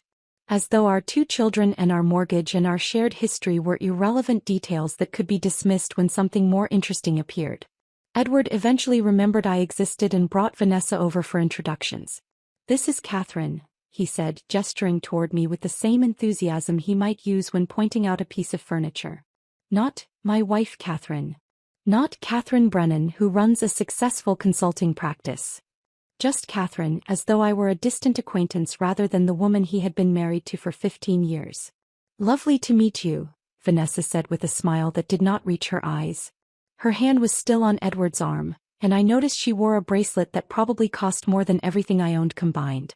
I learned through fragments of overheard conversations over the next hour that Vanessa Whitmore represented generational wealth that dwarfed even the substantial fortunes present in that room. Her family owned Whitmore Development Corporation, a real estate empire spanning the entire Northeast Corridor. She was recently divorced from her second husband, apparently seeking diversions, and had developed an interest in luxury vehicles that brought her frequently to Meridian Imports, where Edward served as her personal sales consultant. Personal sales consultant. The phrase echoed in my head with implications I was not quite ready to examine. The evening deteriorated from there with the slow inevitability of a car accident you can see coming but cannot prevent. Edward and Vanessa disappeared together twice, each absence carefully staged to appear innocent but fooling absolutely no one who was paying attention. The first time, Edward claimed they needed to discuss specifications for her new vehicle order and would step out to the terrace where they could talk without the ballroom noise. They were gone 25 minutes. When they returned, Vanessa's lipstick was slightly smudged, and Edward's tie had been loosened in a way that suggested hands other than his own had been involved in its adjustment. The second disappearance happened near the bar. Edward said something about getting fresh drinks, and Vanessa laughed and said she would help him carry them back. This should have taken 3 minutes. It took 20. I stood alone near my decorative column, nursing the same glass of wine I had been holding for an hour, pretending I did not notice the pitying glances from other wives or the whispered conversations that stopped abruptly when I moved within earshot. One woman looked at me with genuine sympathy before her husband quickly guided her away, clearly unwilling to become involved in someone else's marital drama. I later learned her name was Margaret Ashford, and she would play an unexpected role in what came next. But in that moment she was just another witness to my public humiliation. The evening had taken on a surreal quality, as though I were watching someone else's life fall apart from a great distance. I observed with strange clinical detachment how thoroughly and publicly my husband was displaying his preference for another woman. I considered leaving. I could call a car service. I could simply walk out of this ballroom and never look back. But some stubborn part of me refused to give Edward that satisfaction, refused to slink away like I had done something wrong, refused to let him rewrite this narrative as though I were the problem rather than the victim. So I stayed. I stood by my column and watched my marriage end in real time while crystal chandeliers sparkled overhead and waiters circulated with expensive hors d'oeuvres and everyone pretended not to notice what was happening. At 11 o'clock, as the event was concluding and guests began gathering coats and saying goodbyes, Edward approached me with Vanessa beside him. His expression carried a mixture of excitement and something else I could not immediately identify. Perhaps guilt. Perhaps triumph. Perhaps simple indifference to how this moment might affect the woman he had promised to love and honor 15 years ago. He reached into his pocket, pulled out his car keys and tossed them at me with casual dismissiveness. They hit my chest before I caught them reflexively. The metal was cold and heavy against my palms. "Find your own way home," Edward said. His voice was deliberately loud enough that several nearby couples turned to observe this public rejection. Vanessa's offering to show me her new estate in Greenwich. Could be important for business, you understand. He smiled, but it was not directed at me. It was for the benefit of whoever might be watching, a performance of confidence and power, a demonstration that he had found something better and I was no longer necessary. Vanessa laughed. The sound was crystalline and cruel. I'm sure you can manage, Catherine. You're very capable with practical matters. Her hand was already on Edward's arm in a gesture of possession rather than casual touch. They turned and walked away together toward the parking lot exit. Edward did not look back. Not once. The parking lot suddenly felt enormous and empty despite being filled with expensive vehicles. I stood there holding his car keys, watching my husband of 15 years climb into another woman's custom Range Rover without a backward glance, and felt something fundamental break inside me.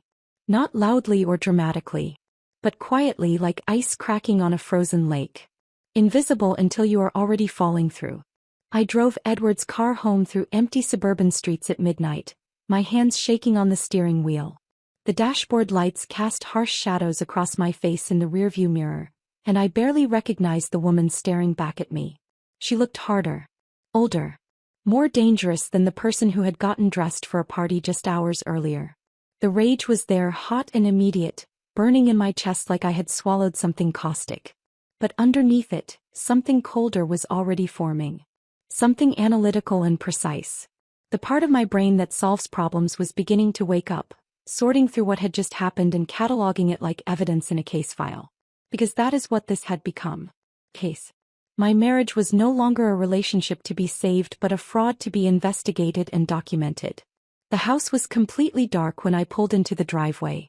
Silent in a way that felt deliberate rather than peaceful. I sat in the car for a full minute before I could make myself go inside, staring at the white picket fence Edward had insisted we install 5 years ago because successful people have white picket fences. The hydrangeas I had planted and fertilized and watered with careful precision. The exterior paint I had selected from dozens of samples to achieve exactly the right shade of welcoming warmth. All of it suddenly looked like a set. A carefully constructed stage designed to project an image that had nothing to do with the reality rotting inside. When I finally went inside, the emptiness hit me immediately. Olivia and James were spending the weekend with my parents.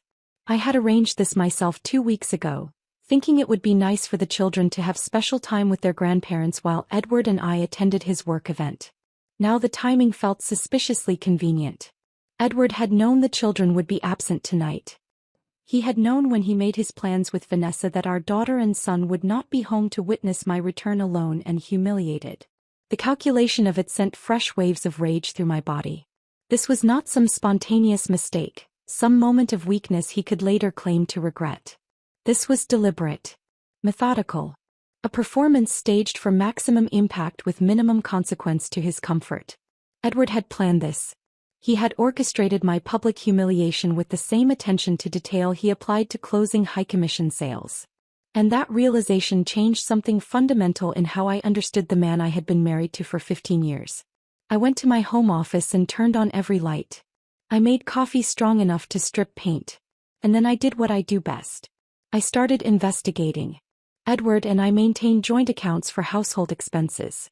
This was standard financial practice for married couples, and I had never questioned it because I had trusted him. That trust, I now recognized with bitter clarity, had been catastrophically misplaced. But we also had personal accounts. Edward had his own checking account tied to his commission income from Meridian, and I had mine from my consulting practice revenue. I had never examined his personal accounts closely, operating under the assumption that his income covered his professional wardrobe and client entertainment expenses and that how he managed those funds was his own business as long as he contributed his share to our household budget. That assumption had been a mistake. I started with our joint credit card statements, downloading 3 years of transaction history and building spreadsheets that categorized every charge by merchant, date, and amount. This is work I do for clients routinely, identifying spending patterns and tracking where money actually goes versus where it is supposed to go. The process is methodical and requires patience, but patterns emerge quickly for someone trained to see them. The first pattern appeared within 20 minutes. Regular charges at the Brookfield Inn, appearing every Friday afternoon over the past 8 months. Always for the same amount. $275. I pulled up the hotel's website and checked their room rates. Premium suite. Friday afternoon check-in. The timing and amount matched exactly. Every Friday for 8 months, Edward had been renting a hotel room. While I thought he was working late or meeting clients or doing whatever he claimed was keeping him at the dealership past normal business hours, he had actually been 20 minutes away in a hotel suite that cost $275 for a few hours of privacy. I added up the charges. 8 months. Approximately 32 weeks. Nearly $9,000 spent on hotel rooms. But that was just the beginning. As I continued building my spreadsheet, more patterns emerged. Expensive restaurant charges on evenings when Edward claimed to be working late. Places I had never been to, meals I had never shared. Multiple purchases at jewelry stores. I cross-referenced the dates with my own calendar and confirmed that I had received no gifts on any of those dates. No birthday presents. No anniversary gifts. No random tokens of affection. Edward had been buying jewelry for someone else using our joint credit card. Using money from the account I contributed to from my consulting practice earnings. Money that should have been designated for household expenses or saving for our children's futures. Then I found the charge from La Maison Boutique. $4,000. 3 weeks ago. I looked up the store. Exclusive women's clothing. High-end designer pieces. Custom tailoring available. I thought about the dress Vanessa had been wearing tonight, how perfectly it had fit her body, how clearly expensive it had been. Edward had bought his mistress a $4,000 dress using our joint credit card. The rage that surged through me in that moment was almost physical, like something with weight and heat pressing against my ribcage. But I forced myself to stay focused. To keep documenting. To build the case. Because that is what this was now. A case against my husband for fraud and theft and systematic betrayal that went far beyond simple infidelity. I pulled up Edward's personal checking account next. He kept his login credentials in his desk drawer, written on a sticky note tucked inside an old planner he no longer used. Edward was not sophisticated about digital security, apparently believing that his affairs, both romantic and financial, were too unimportant for anyone to bother investigating. That was another mistake. The checking account revealed monthly transfers to something called VW Holdings LLC. $5,000 per month for the past 7 months. $35,000 total. VW Holdings. The initials clicked immediately. Vanessa Whitmore Holdings. Edward had been making direct payments to a company controlled by his mistress. Regular monthly transfers that looked like legitimate business expenses but were clearly something else entirely. I spent the next 2 hours diving into corporate registrations and business filings, tracking down every piece of publicly available information about VW Holdings LLC. The company was registered in Connecticut as a business consulting firm. Principal officer listed as Vanessa Whitmore. Business purpose stated as providing strategic advisory services to automotive sales professionals seeking to expand their client base among high-net-worth individuals. The description was perfect. Vague enough to sound legitimate. Specific enough to justify why an automotive sales director might be paying for such services. It was a cover story designed to disguise payments that had nothing to do with business consulting and everything to do with paying for access to a woman who had turned her affairs into a profitable enterprise.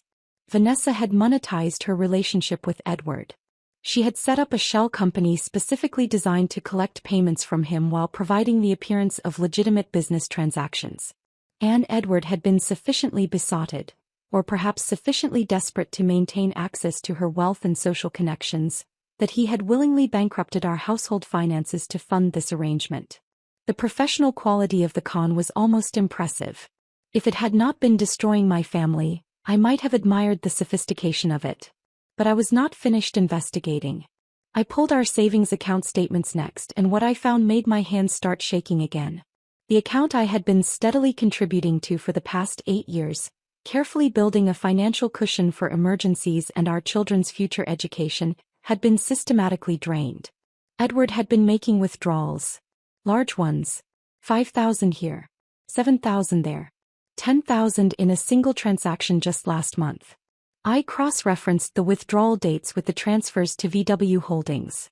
They matched perfectly. Edward had been pulling money from our family savings to make his monthly payments to Vanessa's company. Our children's college fund. The money I had sacrificed and saved and carefully invested. Gone. transferred to a shell company owned by a woman who viewed my husband as nothing more than a mark in an elaborate financial scam. But the discovery that made my blood run cold came when I found the mortgage documents in our filing cabinet. I had been looking for our original mortgage paperwork to verify something, and I found a second set of documents I had never seen before. A home equity line of credit. $25,000 borrowed against our home 6 months ago. This type of borrowing requires spousal consent. Both names on the property title must sign. I looked at the signature page and saw my name written in handwriting that was close to mine but not quite right. I pulled out other documents with my actual signature. Tax returns. Legal papers from my business incorporation. The deed to our house from when we first purchased it 15 years ago.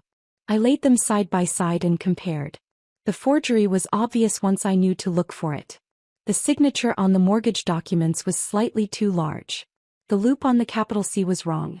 The slant did not quite match my natural handwriting. Someone had practiced writing my name and had gotten close enough to fool a loan officer who had no reason to question it, but not close enough to fool me when I looked carefully. Edward had forged my signature on legal documents to take out a loan against our home without my knowledge or consent. That was not just betrayal. That was fraud. Criminal fraud that could have legal consequences beyond divorce proceedings. I sat back in my office chair and stared at the documents spread across my desk. Bank statements. Credit card records. Corporate filings. Mortgage papers. Together they told a comprehensive story of systematic financial betrayal spanning at least 18 months, possibly longer. Edward had transferred approximately $180,000 to his mistress and her shell company. He had drained our savings account. He had liquidated investments designated for our children's education. He had taken out an illegal second mortgage on our home using forged documents. And he had done all of this while maintaining the fiction that he was the primary breadwinner, while minimizing my contributions to our household, while introducing me as someone who does bookkeeping rather than someone who runs a successful financial consulting practice. The sky was starting to lighten outside my office window. I had been awake all night building spreadsheets and tracking money trails and assembling evidence. My coffee had gone cold hours ago. My eyes burned from staring at computer screens and printed documents. But I had what I needed. A complete financial picture of Edward's betrayal. Documentation that could not be disputed or explained away. Evidence that would stand up in court when I filed for divorce and demanded accountability for what he had done. Edward had thrown his car keys at my chest and told me to find my own way home. He had walked away with another woman without a backward glance, confident that I would accept this humiliation and quietly disappear from his life without causing problems. He had made a catastrophic miscalculation, because I had found my way home. And now I was going to systematically dismantle everything he thought he had built with Vanessa Whitmore, using his own documented crimes as weapons against him. At 7 in the morning my phone rang. I had not slept. I was still sitting at my desk surrounded by printed bank statements and spreadsheets, my eyes burning from hours of staring at financial documents, my coffee long since gone cold. The caller ID showed Edward's number. I let it ring 3 times before answering, forcing myself to take slow breaths and compose my voice into something that sounded calm, neutral. As though I had not just spent the entire night documenting his systematic theft from our family. Catherine, I need you to transfer $50,000 from your business account to my personal checking today, Edward said without preamble. No greeting. No apology for throwing car keys at my chest in a parking lot full of witnesses. No acknowledgement that he had abandoned me at a public event and spent the night with another woman. Just a demand for money, delivered as though requesting this amount was equivalent to asking me to pick up groceries. It's urgent, he continued when I did not respond immediately. Business opportunity that can't wait. The audacity of it was so staggering that I almost laughed. After everything he had done, after the public humiliation and the private betrayal, after draining our savings and forging my signature on mortgage documents, he was calling to demand more money from the business account I had built through my own work. Money that had nothing to do with him or his income or his life at Meridian Imports. What business opportunity? I asked, keeping my voice carefully neutral despite the rage burning in my chest. Vanessa's offering to invest in a luxury vehicle leasing venture I'm starting, Edward said, and I could hear the excitement in his voice. The belief that he was on the verge of something important. But I need capital to demonstrate commitment.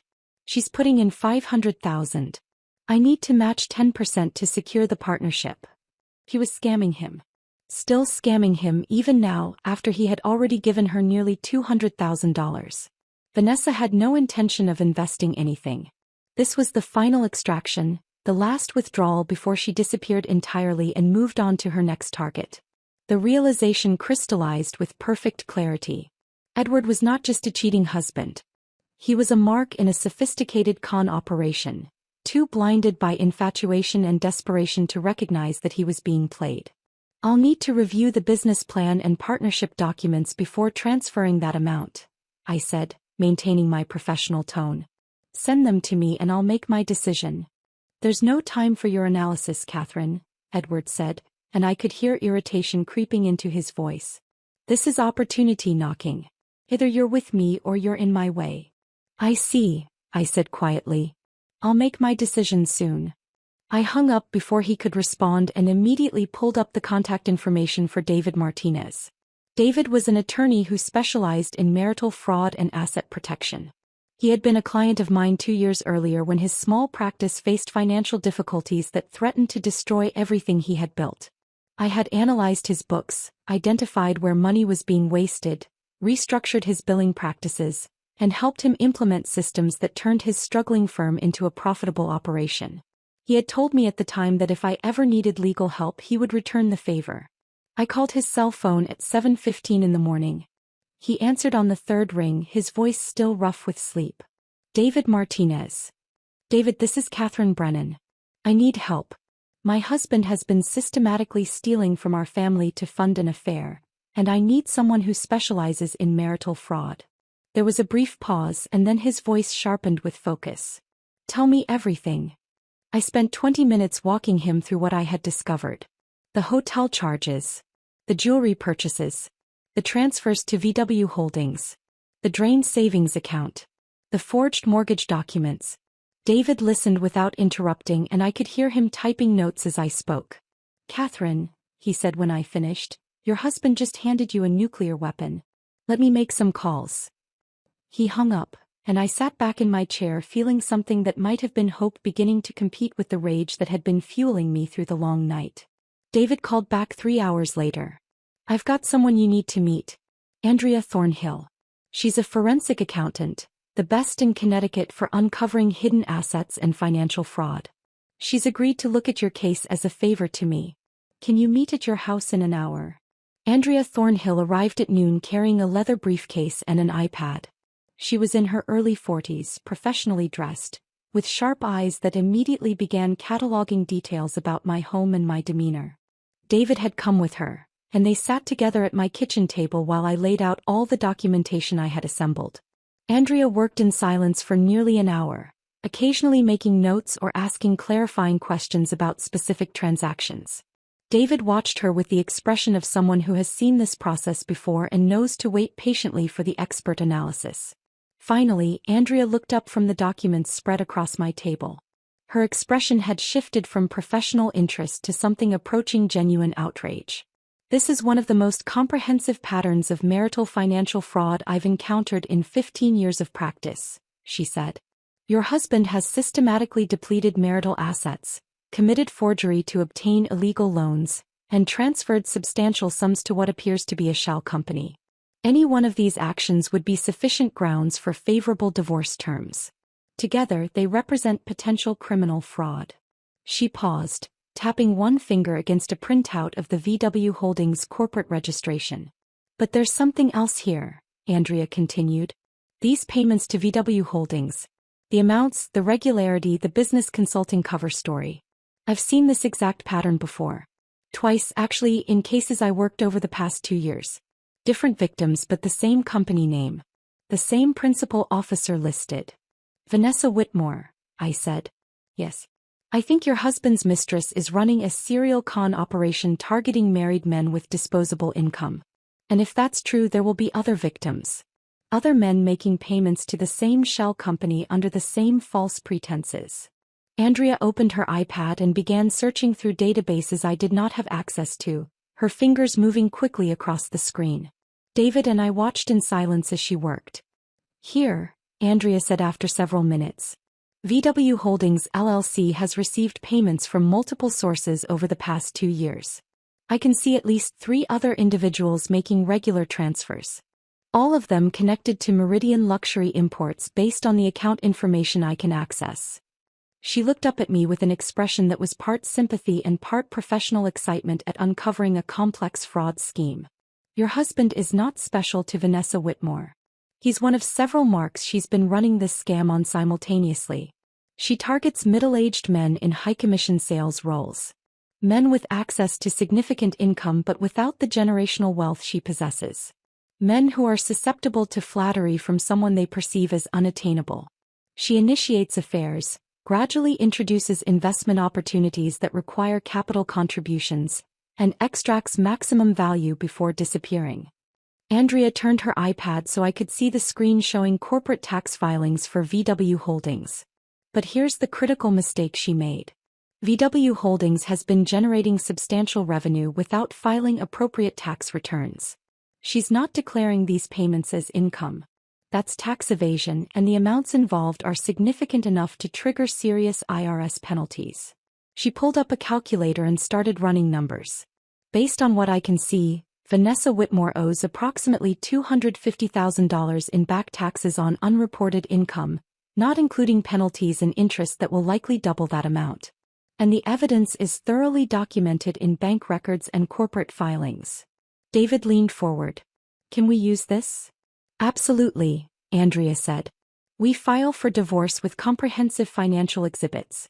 But we also file a civil fraud lawsuit against Vanessa Whitmore and VW Holdings, naming Edward as a co-plaintiff despite his involvement. We argue that he was a victim of deliberate financial fraud. And we forward all documentation to the IRS showing unreported income from her shell company. She looked at me directly. Catherine, we can potentially recover a substantial portion of the money your husband transferred. We can demonstrate to the divorce court that you are pursuing legitimate legal remedies rather than acting vindicatively. And we can ensure that Vanessa Whitmore faces consequences for running a systematic fraud operation. How long will this take? I asked. I'll need 48 hours to complete my investigation and compile a comprehensive report, Andrea said. David can file the legal paperwork by Monday morning. David nodded.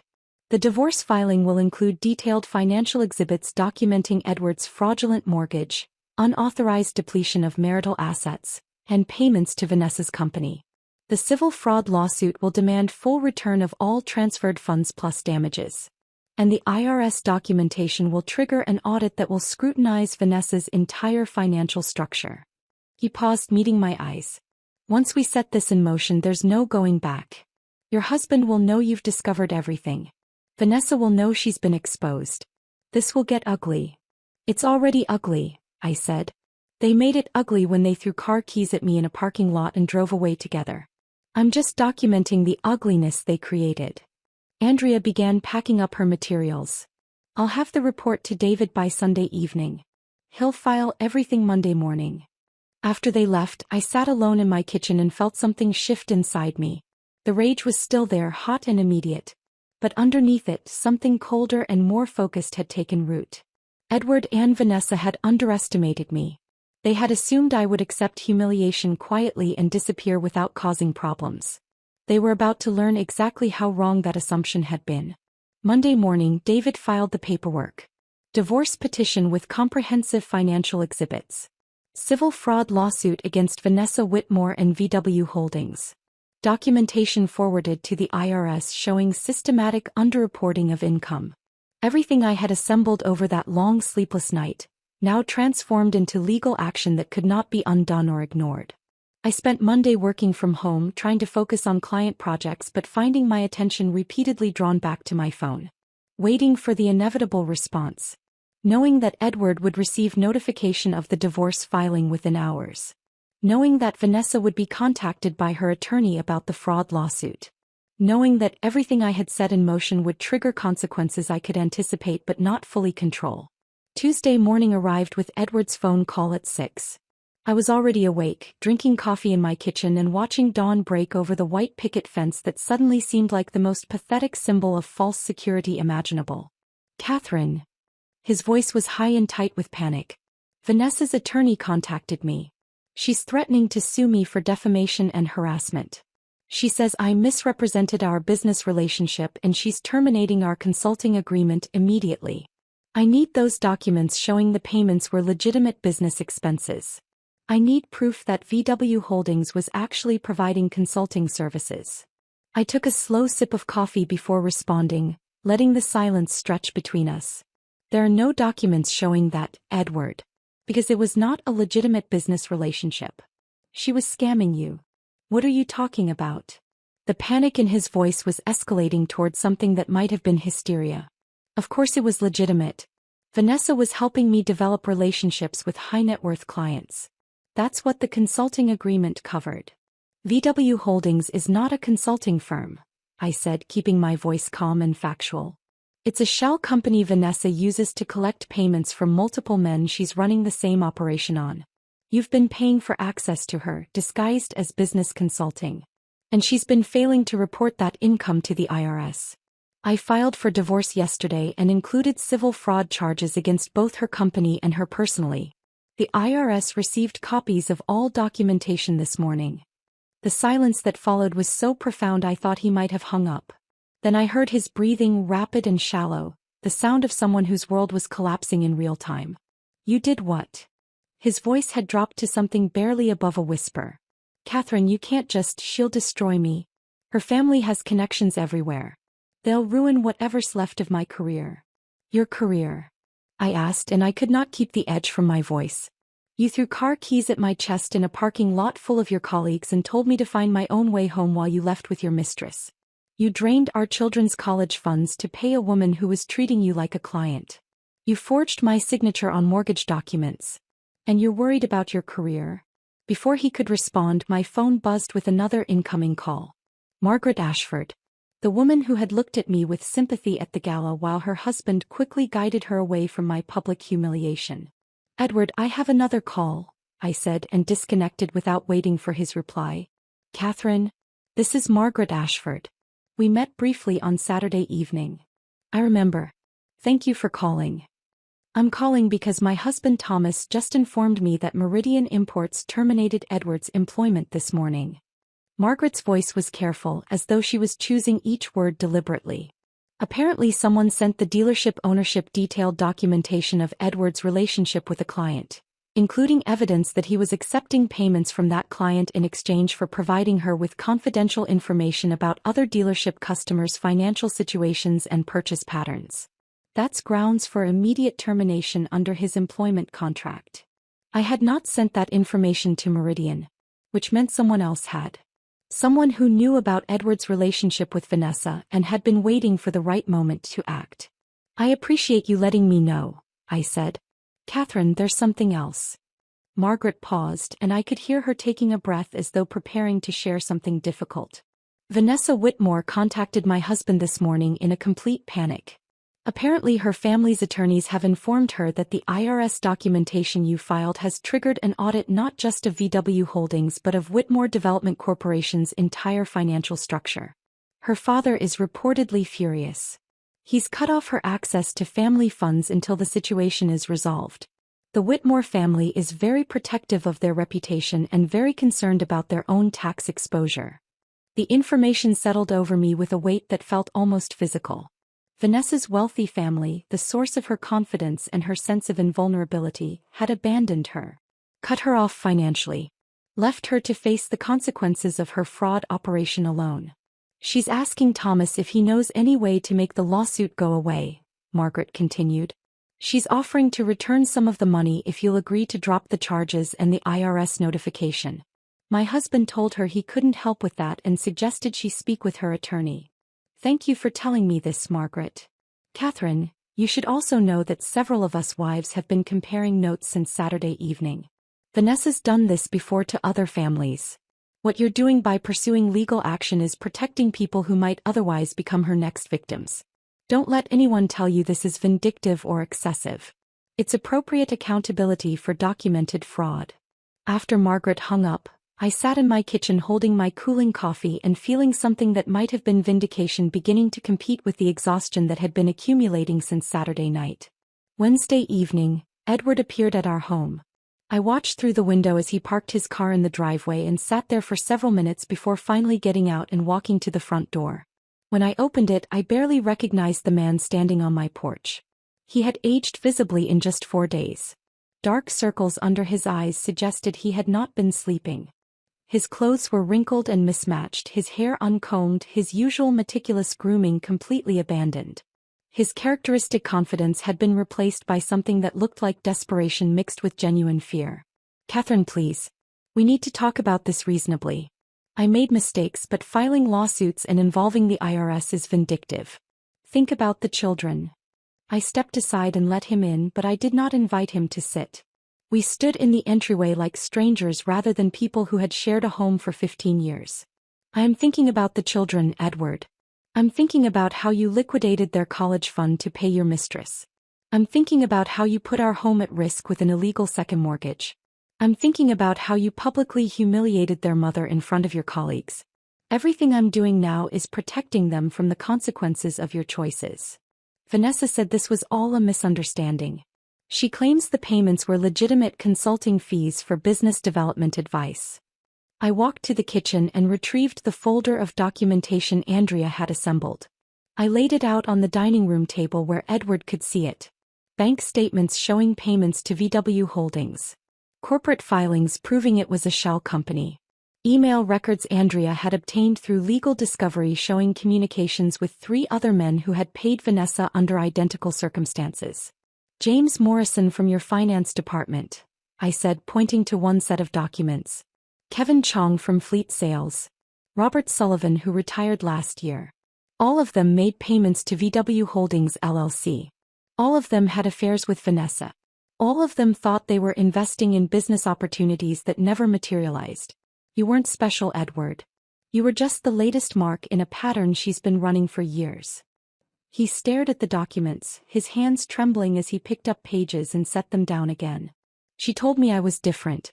That we had something real." "She told you that because it was effective," I said. "You wanted to believe you had captured the attention of someone wealthy and beautiful, so you ignored every warning sign that you were being exploited. You wanted access to her world badly enough that you bankrupted our family to pay for it." Edward looked up at me, and for the first time I saw genuine recognition in his eyes. Not remorse exactly, he was not self-aware enough for genuine remorse, but at least acknowledgement that he had been thoroughly deceived. "What happens now?" he asked quietly. "Now you move out of this house. You cooperate fully with the divorce proceedings. You find new employment.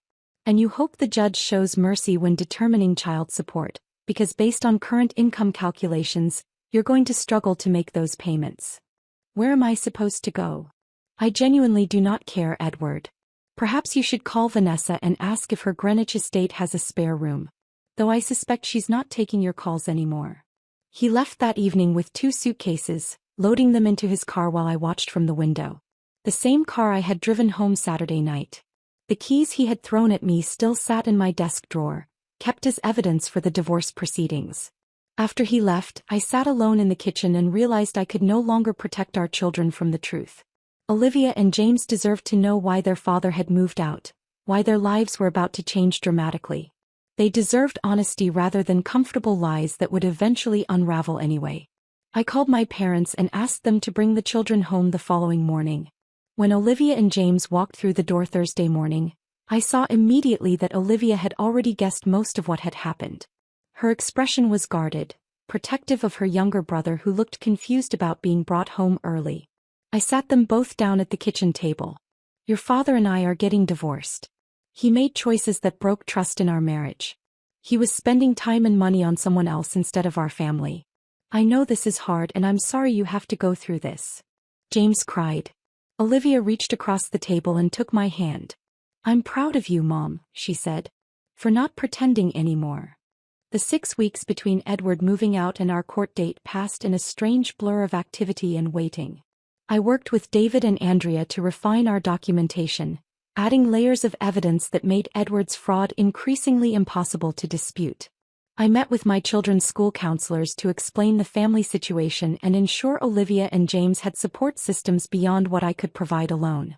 I continued working with my consulting clients, finding that the analytical work helped ground me when everything else felt like it was spinning out of control. The story had leaked to local media. Not through me but through channels I could not control once court filings became public record.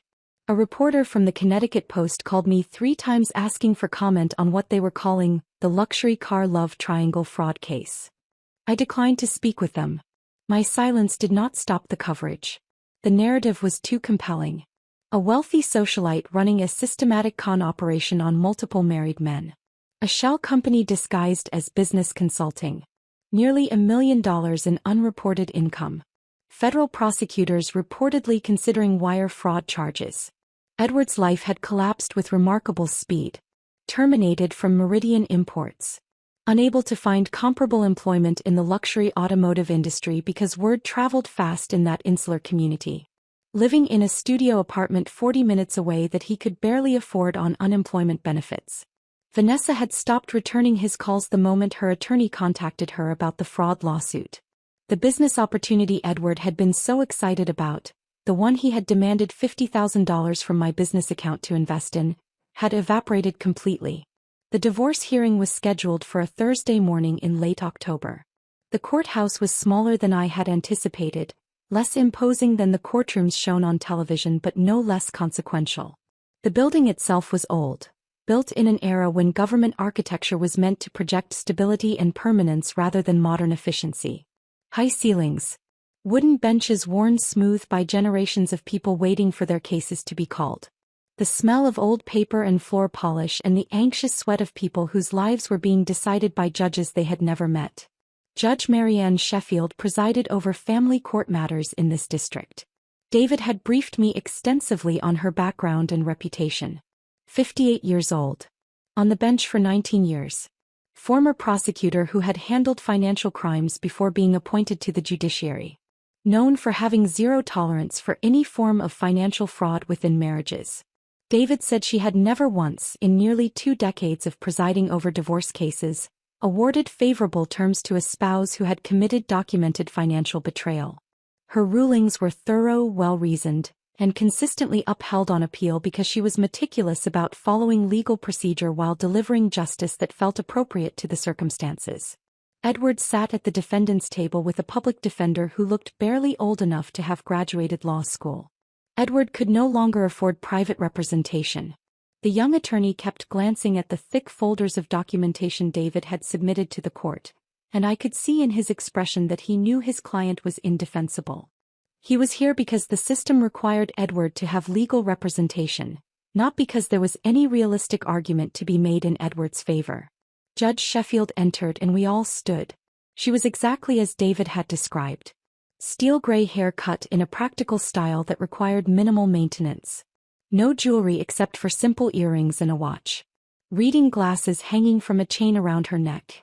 The expression of someone who had heard every excuse and lie and desperate rationalization that people could produce when their marriages fell apart and found none of them particularly novel or compelling. "Please be seated," she said, and her voice carried the kind of authority that made you want to sit up straighter and pay attention. "We are here for the divorce proceedings of Brennan versus Brennan. I have reviewed all submitted documentation. Counsel, you may proceed." Edward's public defender stood and made his argument. He claimed Edward had been a victim of manipulation by a sophisticated con artist. That Edward had already suffered significant consequences including job loss and public humiliation. That the court should show compassion for a man who had been deceived and avoid punishing him further by stripping him of marital assets. That Edward deserved the opportunity to rebuild his life without being financially destroyed by divorce terms that seemed vindictive rather than fair. Judge Sheffield listened without interrupting. Her expression revealed nothing. When the public defender finished and sat down, she turned to David. "Mr. Martinez, your response." David stood and approached the bench with the calm confidence of someone who knew he held every advantage. He provided Judge Sheffield with the comprehensive documentation Andrea had assembled. Complete financial records showing systematic depletion of marital assets over 18 months. Bank statements proving Edward had drained savings accounts and liquidated investment funds without my knowledge or consent. The fraudulent second mortgage with forged signatures that Andrea's analysis had proven were not authentic. Records of payments to VW Holdings totaling nearly $200,000. Evidence that I had been the family's primary source of stable income throughout our marriage while Edward's commission-based earnings fluctuated wildly based on market conditions and his personal sales performance. David also presented written testimony from Margaret Ashford and 2 other women whose husbands had been targeted by Vanessa Whitmore.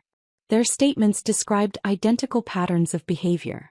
Affairs that began with flattery and attention from a woman who seemed impossibly out of reach. Gradual introductions of investment opportunities that required substantial capital contributions. Promises of business partnerships and access to wealthy social circles. And eventually, the revelation that they had been systematically deceived and financially exploited. Your Honor, David concluded, Mr. Brennan did not simply commit infidelity, which would itself constitute grounds for favorable divorce terms for my client.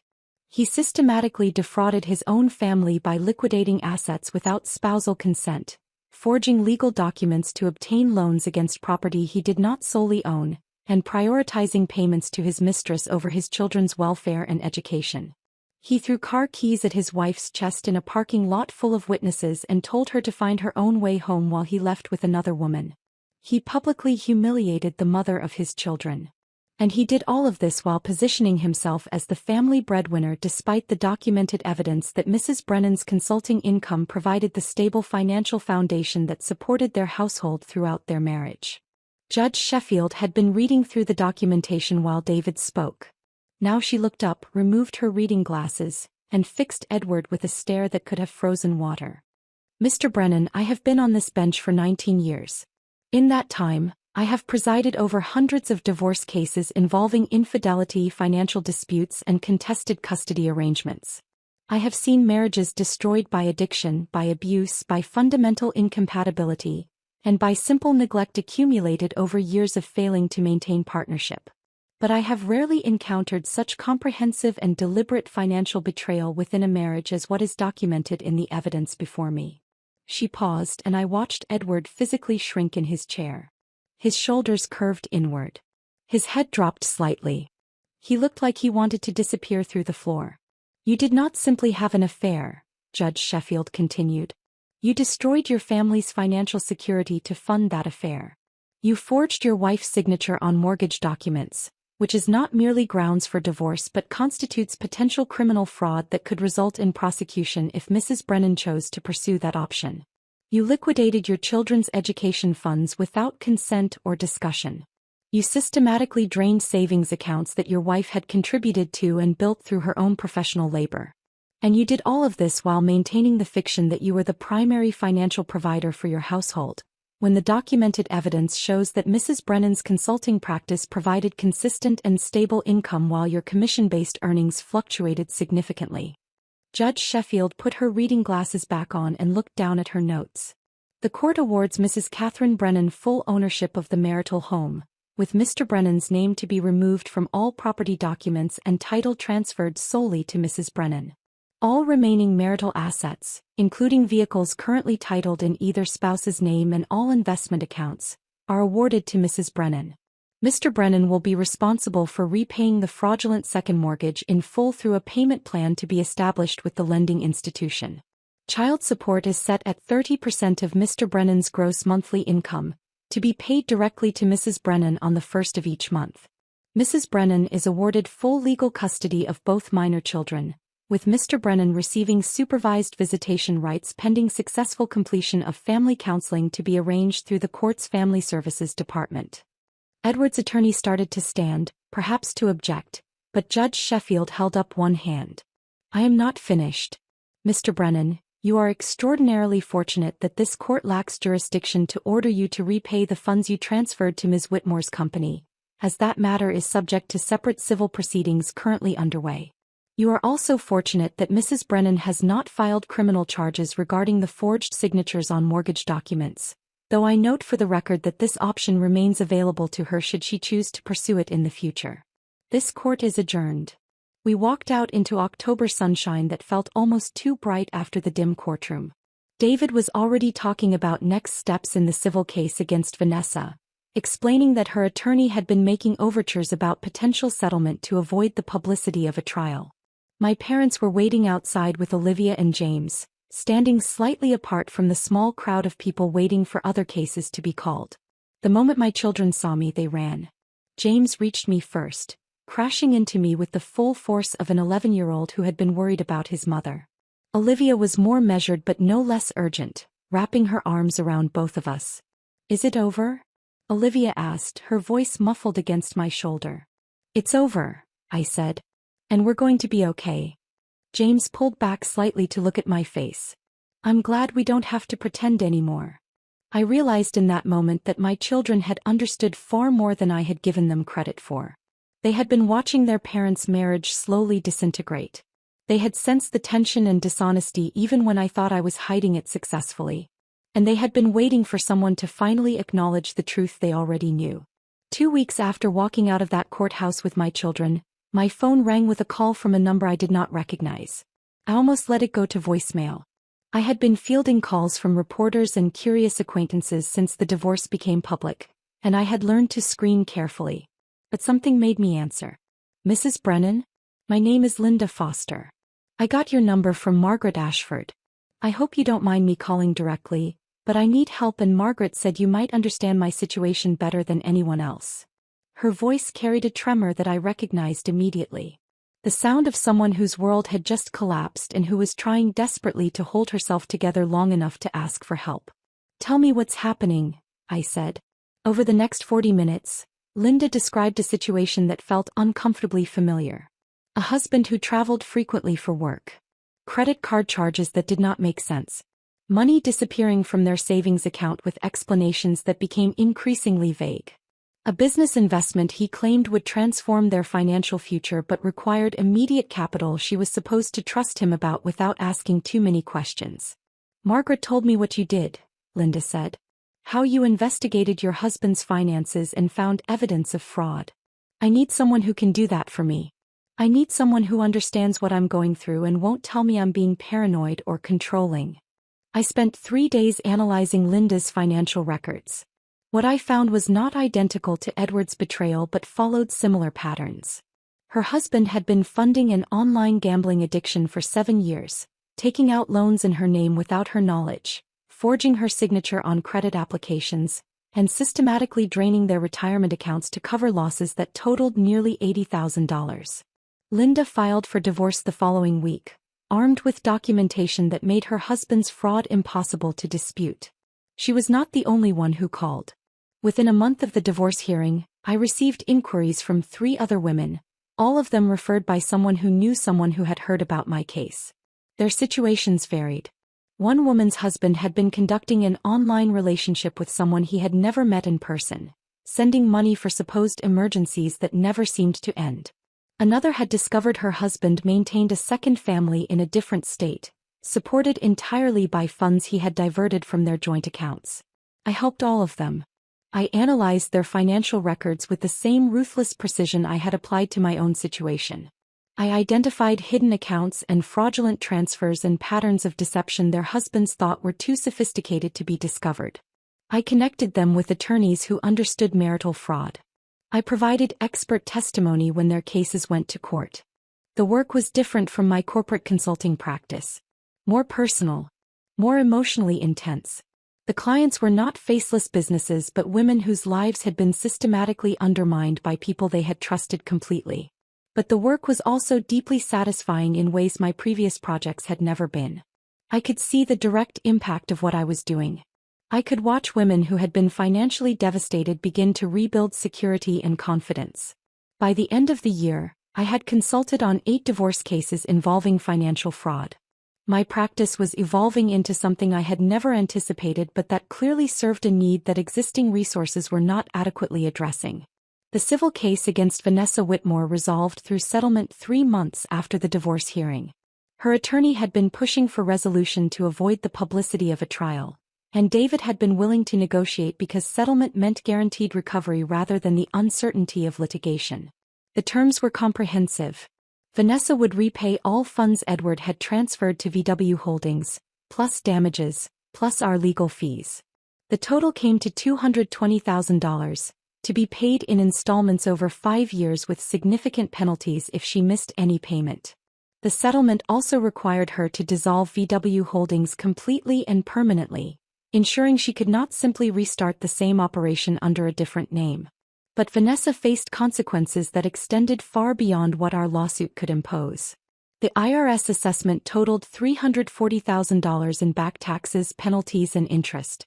Federal prosecutors had filed wire fraud charges based on interstate financial transfers, and Vanessa had ultimately accepted a plea agreement involving substantial restitution payments and 3 years of probation. Her family had cut off all contact. Margaret told me through her network of social connections that the Whitmore family was reportedly ashamed by the scandal and deeply concerned about protecting their business reputation from association with Vanessa's criminal behavior. They had retained crisis management consultants to distance Whitmore Development Corporation from any connection to VW Holdings or the fraud investigation. Vanessa had moved to California according to the last information I received. She was working in commercial real estate. Her days of targeting vulnerable married men apparently concluded. Though I suspected that someone with her skills and her willingness to exploit others would eventually find new opportunities for deception in new locations. Edward's life had diminished in ways that would have seemed impossible 6 months earlier. He found work selling mid-range vehicles at a dealership that catered to families buying practical cars rather than wealthy clients purchasing luxury status symbols. His income was a fraction of what he had earned at Meridian. His monthly child support payments consumed most of what remained, leaving him with barely enough to cover rent on a studio apartment in a neighborhood where his car had been broken into twice in the first month. He showed up for his scheduled supervised visitations with Olivia and James, but the visits were strained and awkward. Olivia had gone through a phase of refusing to see him at all, her anger manifesting as complete rejection that I suspected hurt her as much as it hurt him. I never forced her to attend the visits when she adamantly refused, believing that rebuilding trust required her willingness rather than my insistence. James was more willing to maintain contact but had become emotionally guarded in ways that broke my heart. He treated the visits like obligations rather than opportunities for genuine connection. When Edward tried to explain that he had been deceived, that Vanessa had manipulated him, James would listen politely and then change the subject to something neutral like school or sports. Edward occasionally attempted to justify his actions during pick-up and drop-off exchanges, explaining to me that he had been as much a victim as anyone. I would listen without responding, understanding that he needed to construct a narrative where he was not entirely culpable for the destruction of his family. But I never validated that narrative. Being fooled by a sophisticated con artist does not excuse stealing from your own children's education funds or forging your wife's signature on legal documents. 6 months after the divorce finalized, Margaret Ashford called with information that surprised me. "Catherine, my husband Thomas has been referring his colleagues to your practice. He's been telling everyone about how you uncovered Vanessa's entire operation. He's framing it as legitimate financial investigation that protected other potential victims rather than personal revenge." "That's unexpectedly generous of him," I said. Thomas was uncomfortable with what happened at the gala. He saw how Edward treated you in that parking lot and felt guilty that nobody intervened. This is his way of making amends, I think. Several of his colleagues have wives who need financial consulting for various situations. He's been specifically recommending you as someone who is both thorough and discreet. Margaret organized informal gatherings with other wives from the automotive dealership community. These were not pity meetings or awkward social obligations but genuine connections with women who understood the particular vulnerabilities that came with being married to men in high-pressure sales environments where appearance and status often mattered more than substance. At one of these gatherings, a woman named Patricia confided that her husband had been targeted by Vanessa years earlier. He had ended the relationship before any financial damage occurred, but Patricia had suspected there was a pattern of behavior that extended beyond just her husband. She had been waiting for someone to expose what she believed was systematic fraud. Another woman, whose name was Susan, shared that she had begun conducting her own quiet financial audit of her marriage after witnessing what happened to me. She had discovered that her husband had been hiding significant debt from failed business ventures, using joint credit cards to make minimum payments while the principal balances grew exponentially. These connections evolved into an informal network. Women who were experiencing financial concerns in their marriages would reach out, and the network would direct them toward resources and professionals who could help. Sometimes that meant my consulting services. Sometimes it meant other attorneys or forensic accountants or therapists who specialized in helping people navigate the emotional trauma of discovering systematic deception. I had not intended to create this network. I had not planned to become known as someone who specialized in uncovering marital financial fraud. But apparently the combination of my analytical expertise and my willingness to pursue accountability aggressively when evidence warranted it had created something that filled a genuine need. My consulting practice was transforming. I still worked with small businesses that needed financial restructuring, but increasingly my client base included women who needed someone who could look at their household finances with the same ruthless precision I applied to corporate balance sheets. The work was demanding. It required managing the emotional intensity of clients who were dealing with betrayal while maintaining the analytical detachment necessary to build legally defensible cases. But it was also the most meaningful work I had ever done. I was helping people rebuild their lives after discovering that the foundations they had trusted were never as solid as they believed. I understood that experience intimately, and perhaps that understanding made me better at the work than someone who had only studied financial fraud in academic settings without living through its personal devastation. 1 year after Edward threw his car keys at my chest and told me to find my own way home, I walked into a dealership and purchased a vehicle using money I had earned through my own expanded consulting practice. The transaction felt symbolic in ways I had not fully anticipated when I made the decision to replace the aging sedan I had been driving for the past 8 years. I deliberately chose something practical rather than impressive. A reliable SUV in dark blue with good safety ratings and enough space to transport my children and occasionally drive clients to site visits when circumstances required it. The salesman tried to upsell me to a luxury model with features I would never use, but I declined politely and purchased exactly what I needed without apology or explanation. The first time I drove my new vehicle, Olivia sat in the passenger seat scrolling through college brochures. She had been accepted to 3 universities and was trying to decide between programs that would let her study environmental policy and international relations. Her college fund had been fully restored through the settlement with Vanessa, actually growing larger than it would have been if Edward had never depleted it, thanks to investment returns over the period when the funds were being recovered and rebuilt. "Mom, look at this program at Georgetown," she said, turning her phone so I could glance at the screen while keeping my attention on the road. "They have a joint degree in environmental science and policy that seems perfect." "Georgetown is expensive," I said, though I was no longer worried about affording it. "But if that is where you want to go, we will make it work." James sat in the back seat working on a math assignment, occasionally asking me questions about percentages and fractions that I answered while navigating familiar suburban streets. He seemed comfortable and content in ways he had not been during that final year of my marriage when tension had filled our home like something toxic we all pretended not to notice. As I drove, I found myself thinking about Edward's command in that parking lot. "Find your own way home." He had meant it as dismissal, as an assertion of power, as a demonstration that he had found something better and I was no longer necessary to his life. But in the year since that moment I had indeed found my own way home. Not back to the marriage I had been trying to preserve, but forward to something I had built through my own competence and willingness to demand accountability. Home was not the physical house I had been awarded in the divorce, though I was grateful to have kept it for the stability it provided my children.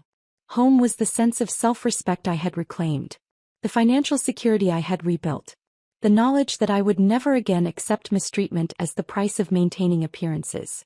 The car keys Edward had thrown at me remained in my office, mounted in a small frame beneath a plaque I had commissioned from a local craftsperson. The plaque read, "Sometimes the worst moments become catalysts for the best decisions." Clients asked about the framed keys during initial consultations. The question usually came after we had discussed their situations and I had begun explaining how financial investigation could document fraud that seemed impossible to prove. They would glance at the frame on the wall behind my desk and ask what it meant. I would tell them the abbreviated version of my story, not as a tale of victimization, but as a narrative about recognition and appropriate response. I explained that my husband had thrown those keys at me in a parking lot full of witnesses while he left with another woman, And that moment of public humiliation had transformed into the catalyst for comprehensive financial investigation that uncovered fraud I had not known existed. The keys became a teaching tool. A physical representation of the moment when humiliation can transform into determination if you choose to respond strategically rather than emotionally. Many women who came to my office were still in the stage where they blamed themselves. They believed that if they had been more attractive or more attentive or more accommodating, their husbands would not have betrayed them. They carried guilt that was never theirs to carry, shouldering responsibility for choices other people had made. I used the car keys to illustrate that betrayal reflects the betrayer's character flaws rather than the victim's inadequacy. Edward did not throw those keys at me because I was insufficient. He threw them because he lacked integrity and made the catastrophic error of believing I would accept disrespect without consequence. That distinction mattered. Understanding that distinction was often the first step toward my clients being able to pursue accountability rather than accepting blame. Olivia's transformation over that year was perhaps the most meaningful outcome of everything that had happened. She had evolved from a quietly observant teenager into a young woman who understood that self-respect is not negotiable and that appropriate boundaries are essential for healthy relationships. One evening in late summer, about 10 months after the divorce had finalized, Olivia came into my home office where I was reviewing financial statements for a new client. She sat down in the chair across from my desk with the deliberate manner that indicated she wanted to have a serious conversation. "Can I ask you something?" she said. "Always. Do you regret marrying Dad?" I set down the documents I had been reviewing and gave her my complete attention. "I regret staying longer than I should have after recognizing the marriage had failed. But I do not regret the years that gave me you and James. You two are the best things I have ever done with my life, and that would not have been possible without your father." Olivia nodded slowly, processing this answer. "I used to think that being a good wife meant accepting whatever your husband did and making it work no matter what. That marriage required you to just tolerate things because commitment meant never giving up, even when the other person had already given up on you. That is not what healthy partnership looks like," I said gently. "I know that now. Watching you fight back taught me that being a good person means having standards and enforcing them, even when it is hard and people judge you for it." She paused, choosing her words carefully. "Several of my friends have parents in marriages that are obviously dysfunctional. Their moms tolerate infidelity or financial abuse because they are afraid of being alone or do not think they can support themselves independently. And I watch them pretending everything is fine, and it makes me sad because they are teaching their daughters that accepting mistreatment is normal." "What will you do differently?" I asked. "I will never let anyone treat me the way Dad treated you. And if I ever realize that a relationship is destroying me, I will leave before it takes everything I have built. You taught me that survival after betrayal is not just possible but can actually lead to something better than what existed before." By the end of that first year, my consulting practice had evolved into something I had never intended but that clearly served a genuine need. I now offered comprehensive financial investigation and asset protection services for women navigating divorce, particularly in cases involving fraud, hidden assets, or financial abuse. We had helped clients across Connecticut and expanded into Massachusetts and New York, building a reputation for thoroughness, discretion, and aggressive advocacy when circumstances warranted it. I hired 2 additional financial analysts who specialized in forensic accounting. I brought on a private investigator named Robert Chin who had spent 15 years with the Connecticut State Police Financial Crimes Unit before retiring and starting his own practice. Robert was exceptional at uncovering hidden accounts and tracking asset transfers that people believed were too sophisticated to be discovered. We formalized these services under a new division of my consulting practice. I developed systems and protocols that could be replicated and scaled as demand continued growing. Andrea Thornhill joined as a permanent consultant, splitting her time between providing expert witness testimony in cases that went to court and training my staff on advanced forensic accounting techniques. The work was demanding. It required managing the emotional intensity of clients who were dealing with profound betrayal while maintaining the analytical detachment necessary to build legally defensible cases.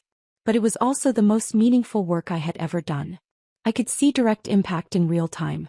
Women who had been financially devastated by dishonest spouses gradually rebuilding security and confidence. Children whose college funds were recovered through our investigations. Families who avoided poverty because we identified and stopped fraudulent transfers before they could be completed. Every morning when I arrived at my office, I saw those car keys in their frame on the wall. And I remembered the lesson I had learned and now taught to others. The moment someone treats you as disposable is the moment you begin documenting everything. Because people who act with that level of contempt inevitably leave trails of evidence that will destroy them if you know where to look. Edward had believed throwing his car keys at me was an assertion of power. A demonstration that he had found someone better and I was no longer necessary to his life. What he had actually done was provide me with physical evidence of his contempt. Evidence I had used to build a case that systematically dismantled not only his life but also exposed an operation that had victimized multiple families. In trying to dispose of me, Edward had inadvertently created something far more powerful than the marriage he destroyed. He had created a professional practice dedicated to helping women refuse to be disposed of. A network of support for people experiencing financial fraud within their marriages. A legacy of accountability that extended far beyond my personal circumstances. That legacy mattered more than any relationship based on performed partnership rather than genuine respect. I had found my own way home. And in doing so, I had built something that would help countless others find theirs. If this story of financial justice and reclaimed dignity had you hooked, hit that like button now. My favorite part was when Catherine discovered the forged mortgage signature and realized Edward had committed actual fraud. What was your favorite moment? Drop your favorite scene in the comments below. Don't miss more powerful stories of people who refuse to accept betrayal quietly. Subscribe and hit that notification bell.